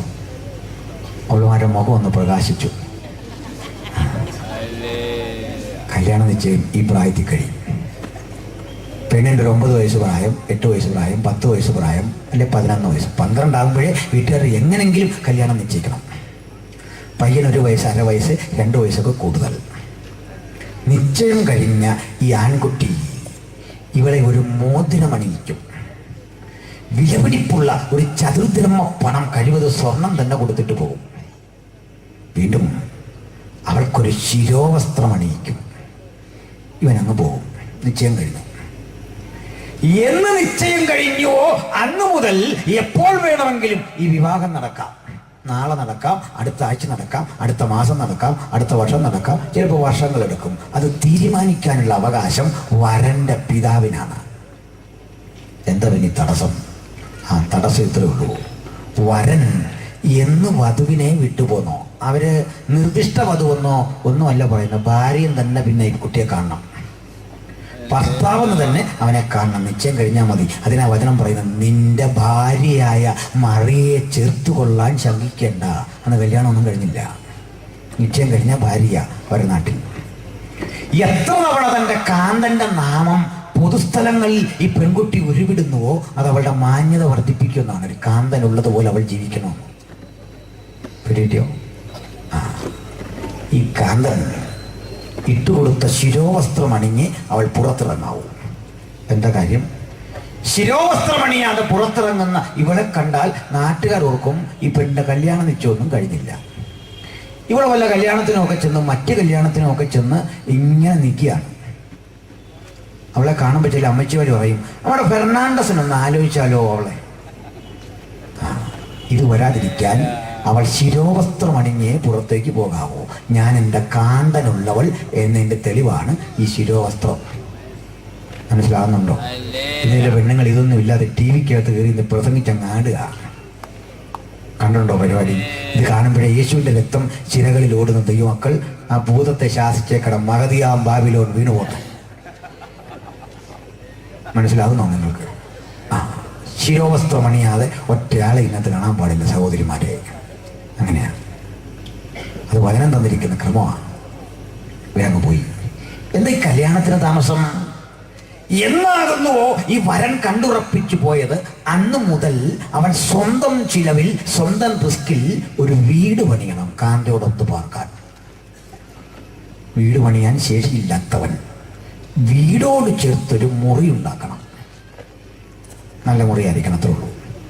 ഇതിന് രണ്ടിനും കഴിയാത്തവൻ എന്ത് ചെയ്യണമെന്ന് യഹൂദ തൽമൂദിലും പാരമ്പര്യത്തിലും ഒന്നുമില്ല. പക്ഷെ എനിക്കറിയാം. ഞാൻ ലാടി കൊടുത്ത് കല്യാണം എന്നൊരു വാക്കുച്ചിരിക്കുമ്പോഴേ പോടാന്ന് പറയണം. മനസ്സിലാകുന്നു? അതാണ് അവിടുത്തെ രീതി. അപ്പോൾ ഈ കൊച്ചിന് എങ്ങനെ വീടുണ്ടാക്കും? അവനിവിടുന്ന കാശ് 12 വയസ്സുകൊണ്ട് വീടുണ്ടാക്കാൻ പോകുമോ? വീടുണ്ടാക്കാൻ പോകുന്നു, അവൻ റീചാർജ് ചെയ്യാൻ പോകുന്നു, അവനാകെ വിഷമിക്കുക. നമ്മുടെ പിള്ളേരാണെങ്കിൽ അവനെങ്ങനെ പണം? നിശ്ചയമുറപ്പിച്ച ഒരു വീട്ടിൽ ഒരതിഥി എത്തിയാൽ ഇറങ്ങും മുമ്പ് ചോദിക്കും, നിശ്ചയം കഴിഞ്ഞ ഒരാളുണ്ടോ, ഒരു വരനുണ്ടോ? ഉണ്ട്. ആ കുഞ്ഞെ, എൻ്റെ ഇത് നിനക്കിരിക്കട്ടെ. അവരൊരു പാരിതോഷികം കൊടുക്കും. ഇവൻ നന്ദി പറഞ്ഞത് വാങ്ങണം. വാങ്ങിയ ശേഷം എന്ത് ചെയ്യണമെന്നറിയാതെ വിഷമിക്കുമ്പോൾ അമ്മ പറയും, നിന്നെ കാത്ത് ഒരു പെൺകുട്ടി ഇരിക്കുന്നു, അവൾക്ക് വേണ്ടി മാറ്റി വെക്കണം. ഈ കുട്ടി ഓടിക്കൊണ്ട് അപ്പൻ്റെ പക്കൽ കൊടുക്കും, ഇതാ എനിക്ക് കിട്ടിയതാ. എത്ര അവന് കിട്ടിയോ അതിനനുസരിച്ച് അപ്പനും കയ്യിൽ നിന്നിടണം. ഇങ്ങനെ ഈ വീട് പണി പുരോഗമിക്കണ്ടേ. എൻ്റെ കർത്താവ് പറഞ്ഞു, ഞാൻ നിങ്ങൾക്ക് ഭവനം ഒരുക്കാൻ പോകുന്നു. എൻ്റെ പിതാവിൻ്റെ ഭവനത്തിൽ അനേകം വാസസ്ഥലങ്ങളുണ്ട്. എങ്കിലും നമുക്കൊന്ന് പാർക്കാൻ ഞാൻ ഒരു ഭവനം നിങ്ങൾക്ക് ഒരുക്കാൻ പോകുന്നു. അത് തീർന്നു കഴിഞ്ഞാലുടൻ നിങ്ങളെ ചേർത്തുകൊള്ളും. ക്രിസ്തു എന്ന ഏകപുരുഷന് നിർമ്മല കന്യകയായി അവിടുന്ന് നമ്മളെ വിവാഹ നിശ്ചയം ചെയ്തിരിക്കുന്നു. അവൻ പോയി വീട് പണി നടക്കട്ടെ. മനസ്സിലായി? ഒരു യഹൂദൻ എന്നായി സമ്പാദിക്കാനും വീട് പണി പഠിക്കാനും ഒക്കെ ശീലിക്കുന്നത്. നമ്മളായി കല്യാണത്തിൻ്റെ തലയാഴ്ച വിളിച്ചിട്ട് കൗൺസിലിംഗ് ആണ്. ഈ കൊച്ചു പിള്ളേരെ കേൾക്കൽ ആവശ്യമില്ലാത്തെല്ലാം പറയാം കൗൺസിലിംഗ് ആണ്. എന്നാൽ പെൺകുട്ടികളുടെ കാര്യം ഞാൻ പറഞ്ഞില്ല. ഈ പെണ്ണെന്ത് ചെയ്യണം? അവരുടെ നാട്ടിൽ രാത്രിക്കാണ് വിവാഹ ചടങ്ങ്. എല്ലാ പ്രഭാതത്തിലും ഈ കാന്തയെ അപ്പനമ്മമാർ വിളിച്ചുണർത്തി പ്രാർത്ഥന കഴിഞ്ഞനന്തരം വിശേഷപ്പെട്ടൊരു നിലയങ്കി എടുത്ത് കാട്ടിപ്പറയും, കുഞ്ഞേ, ഇന്നായിരിക്കും നിന്റെ കാന്തൻ വരുന്നത്. ഇത് നിന്നെ അണിയിക്കുന്ന ദിവസം ഇന്നായിരിക്കും. ഒരുങ്ങി കാത്തിരിക്കണം. കുളിച്ച് റെഡിയായി തൈലം പൂശി കുളിക്കണം, മുടി ചീകി വൃത്തിയാക്കണം, നഖം വെട്ടി കാത്തിരിക്കണം, അണിഞ്ഞൊരുങ്ങി കാത്തിരിക്കണം, കാലും കൈയുമൊക്കെ ശുദ്ധയായിരിക്കണം. മനസ്സിലായോ? നമ്മൾ ചില കാന്തന്മാർ കുളിക്കുന്ന തന്നെ ആ കല്യാണത്തിൻ്റെ തലയാഴ്ചയാണ്. സമയക്കുറവാണ്. കാല് തേച്ച് കഴുകി കുളിക്കുക, അതുമില്ല. കുഴിനോകം പിടിച്ച് കാലും വെണ്ടി തിരിക്കുക. അന്നേരം ആ ഉണർവ് യോഗം നടക്കുന്നത്. ഉണർവ് യോഗത്തിൽ ചിലർ വന്നിട്ട് പറയും, കാലയിൽ ആന്ത്രാക്സ് ബാധിച്ച ഒരാൾ ഇവിടെ ഇരിപ്പുണ്ട്. അന്നേരം കയറി വരിക പ്രാർത്ഥിക്കാൻ. ഇങ്ങനെ മുഖമൊക്കെ പെയിന്റ് അടിച്ച് വൃത്തിയാക്കും, കാലൊരു പോലെ കയറി വരികയാണ്. കാലയെ ബാധിക്കുന്നതാണോ ആന്ത്രാക്സ് ഒന്നും ചോദിക്കരുത്, ഇപ്പൊ വിടുതലാന്ന്. പക്ഷെ അവരങ്ങനല്ല. ശരീരശുദ്ധി, മനഃശുദ്ധി, കാന്തനോടുള്ള ഏകാഗ്രത, അങ്ങനെ കാത്തിരിക്കണം. അവളോട് പറയും, കുഞ്ഞെ, കാന്തൻ തനിച്ചല്ല വരുന്നത്, പിതാവും കൂട്ടരും ഒക്കെ കാണും, അതുകൊണ്ട് പരിസരവും ശുദ്ധിയായിരിക്കണം. രാത്രിയിൽ കാന്തൻ നിന്നെ കാണാൻ അരികിൽ വരുമ്പോൾ നിന്റെ കൂട്ടുകാരെ കൂടി വിളിച്ച് കാന്തനെ സ്വീകരിക്കാൻ വിളക്കിൽ എണ്ണ കരുതിയിരിക്കണം. അതാ മത്തായി 25 കാണുന്ന 10 കന്യകമാരുടെ ഉപമ. അത് സഭയല്ല, കന്യകയാണ് സഭ, കന്യകമാരല്ല സഭ. അവർക്ക് മണവാട്ടിലെ കൂടുള്ള അവിടെ ഒപ്പന പോലൊരു പരിപാടി, ഇങ്ങനെ കാത്തിരിക്കുകയാണ്. അപ്പോഴർദ്ധരാത്രിക്ക് കാന്തൻ വരും. നിനയാത്ത നിമിഷത്തിൽ മനുഷ്യപുത്രന് വരും. അതുകൊണ്ട് ഒരുങ്ങിയിരിക്കണം എന്ന് വചനം പറയുന്നതിന്റെ പൊരുൾ ഇത് തന്നെ. അപ്രതീക്ഷിതമാണ് കാന്തൻ വരുന്നത്. അതുകൊണ്ട് വർഷങ്ങളെടുക്കാം ഇത്രയും സംഭവിക്കാൻ. പക്ഷെ ഒരു കാര്യം, ഏതെങ്കിലും കാരണവശാൽ ഈ പെൺകുട്ടി മനസ്സുമാറി മറ്റൊരു വിധത്തിൽ പോകുകയോ ഒക്കെ ചെയ്താൽ ഈ വിവാഹം പാളിപ്പോകും. അത് കാന്തൻ അവമാനമാണ്. അത് വരാതിരിക്കാൻ കാന്തൻ ഒരു പരിപാടി ചെയ്തു വെച്ചിട്ടുണ്ട്. അപ്പനുമായി ആലോചിച്ച് തൻ്റെ ചാർച്ചയിൽപ്പെട്ട ഒരു കാര്യസ്ഥനെ ഈ പെൺകുട്ടിയെ വാച്ച് ചെയ്യാൻ, നിരീക്ഷിക്കാൻ ഇവിടെ ആക്കിയിട്ടാ പോയിരിക്കുന്നത്. ഈ പെണ്ണ് ഇതുവരെ കണ്ടിട്ടില്ല ഈ കാര്യസ്ഥനെ. പക്ഷെ അവക്കറിയാം ഇതുവഴി കറങ്ങുന്നുണ്ട് ആള്. ഇപ്പൊ വന്നിട്ട് അങ്ങോട്ട് പോയതേ ഉള്ളൂ. ലക്ഷണമൊക്കെ അവൻ കാണിച്ചു തരും. ഇത് അങ്ങോട്ട് പോയി. അവൻ ഇതുവരെ വെളിപ്പെടത്തില്ല. കർത്താവ് പറഞ്ഞു, ഞാൻ പോകാഞ്ഞാൽ നിങ്ങൾക്ക് പ്രയോജനം ഇല്ല. ഞാൻ പോയി കഴിഞ്ഞാൽ പിതാവിൻ്റെ അരികിൽ നിന്ന് പരിശുദ്ധാത്മാവ് എന്ന കാര്യസ്ഥനെ നിങ്ങൾക്ക് അയച്ചു തരും. അപ്പോൾ യേശു ജീവിച്ചിരുന്ന കാലത്തെക്കാൾ ശ്രേഷ്ഠമാണ് കാര്യസ്ഥൻ പ്രവർത്തിക്കുന്ന ഈ കാലം. അതുകൊണ്ട് ഇന്നിവിടെ വന്നിരിക്കുന്ന നമ്മൾ ഭാഗ്യവാന്മാർ. പരിശുദ്ധാത്മാവിന്റെ പ്രവൃത്തിയുടെ കാലം, ആ കാര്യസ്ഥൻ പ്രവർത്തിക്കുന്ന കാലം. പക്ഷെ ഒന്ന്, ഈ കാര്യസ്ഥൻ ഇങ്ങനെ വാച്ച് ചെയ്തുകൊണ്ടിരിക്കുമ്പോൾ ഈ പെൺകുട്ടി മാനം മര്യാദയ്ക്ക് പോക്കോണം. കാര്യസ്ഥൻ നോക്കുക. കാര്യസ്ഥൻ നോക്കുമ്പോൾ കുളിയില്ല, നനയില്ല, പാട്ടുമില്ല, പ്രാർത്ഥനയില്ല, ഇങ്ങനെ പോവുക. കാന്തയാണ്. കാര്യസ്ഥൻ നോക്കുമ്പോൾ ഞായറാഴ്ച രാവിലെ തലമുടിയെല്ലാം ഇങ്ങനെ കോതി യോഗത്തിന് പോവാ, മലമ്പുഴ യക്ഷി വരുന്നോലെ.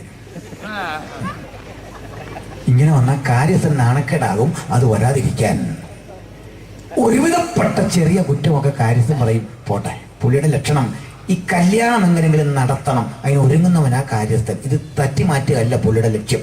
എങ്ങനെയും ഈ വിവാഹം നടത്തണം. ചെറിയ കുറ്റമൊക്കെ കണ്ടാൽ പറയും, പോട്ടെ, ഞാൻ ഏറ്റു, കാര്യമൊക്കെ ഏറ്റു. എന്നാൽ ഈ കുട്ടിയുടെ കുറ്റം അധികമാകുന്നു. കാര്യസ്ഥനും ക്ഷമിക്കാൻ പറ്റുന്നില്ലെങ്കിൽ നിന്റെ കാര്യം പോകാം. പിതാവിന് നേരെയുള്ള ദൂഷണം ക്ഷമിക്കും, പുത്രന് നേരെ പറഞ്ഞത് ക്ഷമിക്കും. പരിശുദ്ധാത്മാവിന് നേരെയുള്ള ദൂഷണം ക്ഷമിക്കപ്പെടുകയില്ല. ഇന്ന് രാത്രി വചനത്തിന്റെ അത്തരം ഒരു പൊരുൾ കൊണ്ടിട്ട് പറയാ, അങ്ങടെ ആത്മാവിനാൽ അടിയറയും നിയന്ത്രിക്കണമേ, അടിയറേയും അങ്ങടെ ആത്മാവിൽ നിമഗ്നം ചെയ്യുവാൻ ഒരിക്കൽ കൂടി കൃപ ചെയ്യണമേ. ആ ഒരുക്കമാണ് സഭയുടെ ഒരുക്കം. അതിനുവേണ്ടിയാണ് ദൈവത്തിന്റെ തിരുസഭ കാത്തിരിക്കുന്നത്. അതുകൊണ്ട് കാന്തനിങ് വരും. മണവാളൻ മണവറയും മണവാട്ടി ഉള്ളറയും വിട്ട് പുറത്തു വരുന്ന ഒരു ശുഭനിമിഷം കാത്ത് ഇന്നിവിടെ ഇരിക്കുന്ന ദൈവത്തിന്റെ മക്കൾക്കൊരുങ്ങ, ജാഗരിക്ക, ഉണരാ, പ്രാർത്ഥിക്ക. ഒരാളെങ്കിലും ഈ വചനം കേട്ടിട്ട് കാന്ത എന്ന സൗഭാഗ്യ പദവി കരഗതമാക്കാതെ ഉണ്ടെങ്കിൽ ഇപ്പോഴാകുന്നു രക്ഷാദിവസം, ഇപ്പോഴാകുന്നു സുപ്രസാദകാലം. ഇത്ര വലിയ രക്ഷയെ ഗണ്യമാക്കാതെ പോയാൽ വരാനിരിക്കുന്ന ശിക്ഷാവിധിയിൽ നിന്ന് തെറ്റി ഒഴിയാവതല്ല. ആർക്കും പ്രവർത്തിച്ചുകൂടാത്ത രാത്രി വരുന്നു. അതിന് മുമ്പ് ഉണർന്നേ പറ്റൂ. നമുക്ക് അവനായി ജാഗരിക്കുക. കാലം ഇനി ഉണ്ടാകയില്ല. അവനെ കൈക്കൊണ്ടവർ, അവനെ സ്വീകരിച്ചവർ നിമജ്ജന സ്നാനമേറ്റ് യേശുവോട് അടുത്തു വരുവാൻ ഈ വചനം കർമ്മ നൈരന്തത്തിന്റെ ഇടപെടലാകട്ടെ, പുത്തൻ ഉണർവാകട്ടെ. ഒരു വേള കണ്ണു തുടയ്ക്ക, എല്ലാ ഹൃദയവും ഏകാഗ്രമാക്ക, ഒരുമിച്ച് പ്രാർത്ഥിക്ക. ഞാൻ ഒരു വേള പ്രാർത്ഥിച്ച് പ്രിയപ്പെട്ടവർക്ക് വേണ്ടി വേദി കൈമാറുന്നു. പ്രാർത്ഥിക്ക. ശാന്തമായ അന്തരീക്ഷത്തിൽ നിങ്ങൾ കേട്ട ഈ തിരുവെഴുത്ത് എന്തു ബോധ്യപ്പെടുത്തുന്നു? യേശു വരാറായി. ഈ കാന്തന് വേണ്ടി ഒരുങ്ങാൻ ഇനിയും നിങ്ങൾ താമസം വരുത്തിക്കൂടാ. ഇതുവരെയും രക്ഷാനുഭവം പ്രാപിക്കാത്ത ഒരാളെങ്കിലും ദൂരത്ത് വരികിലും ഇരുന്ന് കേൾക്കുന്നെങ്കിൽ, സ്നാനമേൽക്കാതെ ഒരാളെങ്കിലും മാറി നിൽക്കുന്നെങ്കിൽ, സ്നാനമേറ്റിട്ടും പിന്മാറ്റത്തിന്റെ അവസ്ഥയിൽ പോയി തിരിച്ചു വരാൻ കഴിയാതെ വിഷണ്ണനായി കഴിയുന്നെങ്കിൽ, ഇതൊക്കെ സത്യമാണെന്നറിഞ്ഞിട്ടും അകന്നു നടക്കുന്നെങ്കിൽ, ഇതൊക്കെ അനുസരിച്ചിട്ടും എനിക്ക് വേണ്ടും വണ്ണം മുന്നേറാൻ കഴിയുന്നില്ല, യേശുവെ പ്രസാദിപ്പിക്കാൻ കഴിയുന്ന പുതുവഴികളിലൂടെ സഞ്ചരിപ്പാൻ അങ്ങയുടെ ആത്മാവിന്റെ ശക്തി എനിക്ക് ആവശ്യമുണ്ട്. ഏതെങ്കിലും ഒരു അളവിൽ വചനമുള്ളത്തിൽ തൊട്ടവർ മാത്രം കരമുയർത്തിയട്ടെ, അവർ മാത്രം പ്രതികരിച്ചട്ടെ. വചനം ഹൃദയത്തിൽ സ്പർശിച്ച ദൈവമക്കൾ കരമുയർത്തുന്നു. ദൈവം നിങ്ങളെ ഉത്തേജിപ്പിക്കട്ടെ, ദൈവം നിങ്ങളെ സഹായിക്കട്ടെ. വചനം സ്പർശിച്ചവർ മാത്രം ഞാൻ അവർക്ക് വേണ്ടി ഒരു വേള പ്രാർത്ഥിക്കുന്നു, ഒരു വേള മാത്രം. എന്റെ രാജാവെഴുന്നള്ളുമ്പോൾ തന്റെ മുമ്പാകെ ശോഭയേറും രാജ്ഞിയായി ഞാൻ. എന്റെ രാജാവെഴുന്നള്ളുമ്പോൾ തന്റെ മുമ്പാകെ ശോഭയേറും രാജ്ഞിയായി ഞാൻ. നാളിലെന്നെ ചേർത്തിടും താൻ പൊന്നുമാർവിൽ മുത്തിടും ഞാൻ. നാളിലെന്നെ ചേർത്തിടും താൻ പൊന്നുമാർവിൽ മുത്തിടും ഞാൻ. എനിക്ക് മഹാഭാഗ്യം ദൈവമേ നീയൊരുക്കിയോ. എനിക്ക് മഹാഭാഗ്യം ദൈവമേ നീ ഒരുക്കിയോ. എന്റെ സമ്പത്തെന്നു ചൊല്ലുവാൻ വേറെയില്ലൊന്നും യേശു മാത്രം സമ്പത്താകുന്നു. എന്റെ സമ്പത്തെന്നു ചൊല്ലുവാൻ വേറെയില്ലൊന്നും യേശു മാത്രം സമ്പത്താകുന്നു. യേശു കർത്താവേ, അങ്ങ് ഞങ്ങളുടെ സമ്പത്താണ്, അങ്ങ് ഞങ്ങളുടെ ഐശ്വര്യമാണ്, അങ്ങ് ഞങ്ങളുടെ പദവിയാണ്. കാലവിളമ്പുമന്യേ സാധുക്കളായി ഞങ്ങളെയും ചേർക്കാൻ വാണവിരവിൽ പ്രത്യക്ഷനാകുന്ന നിന്നെ കണ്ട് ചാരിതാർത്ഥ്യമടയുവാൻ, മണവാളനെ തിരുമുഖത്തുനിന്ന് സ്ഫുരിക്കുന്ന സൂര്യകിരണങ്ങളേറ്റ് ഞങ്ങൾ ആനന്ദ തുന്തലരാകുവാൻ, ഉലകം ഇതുവരെ തരാത്ത സമാധാനത്തിന്റെ ആഴങ്ങൾ കണ്ടെത്തുവാൻ, വലിയ ജയം ഞങ്ങൾ പ്രാപിക്കുവാൻ ഈ വചനം കേട്ട ഏവരെയും സഹായിക്കണമേ.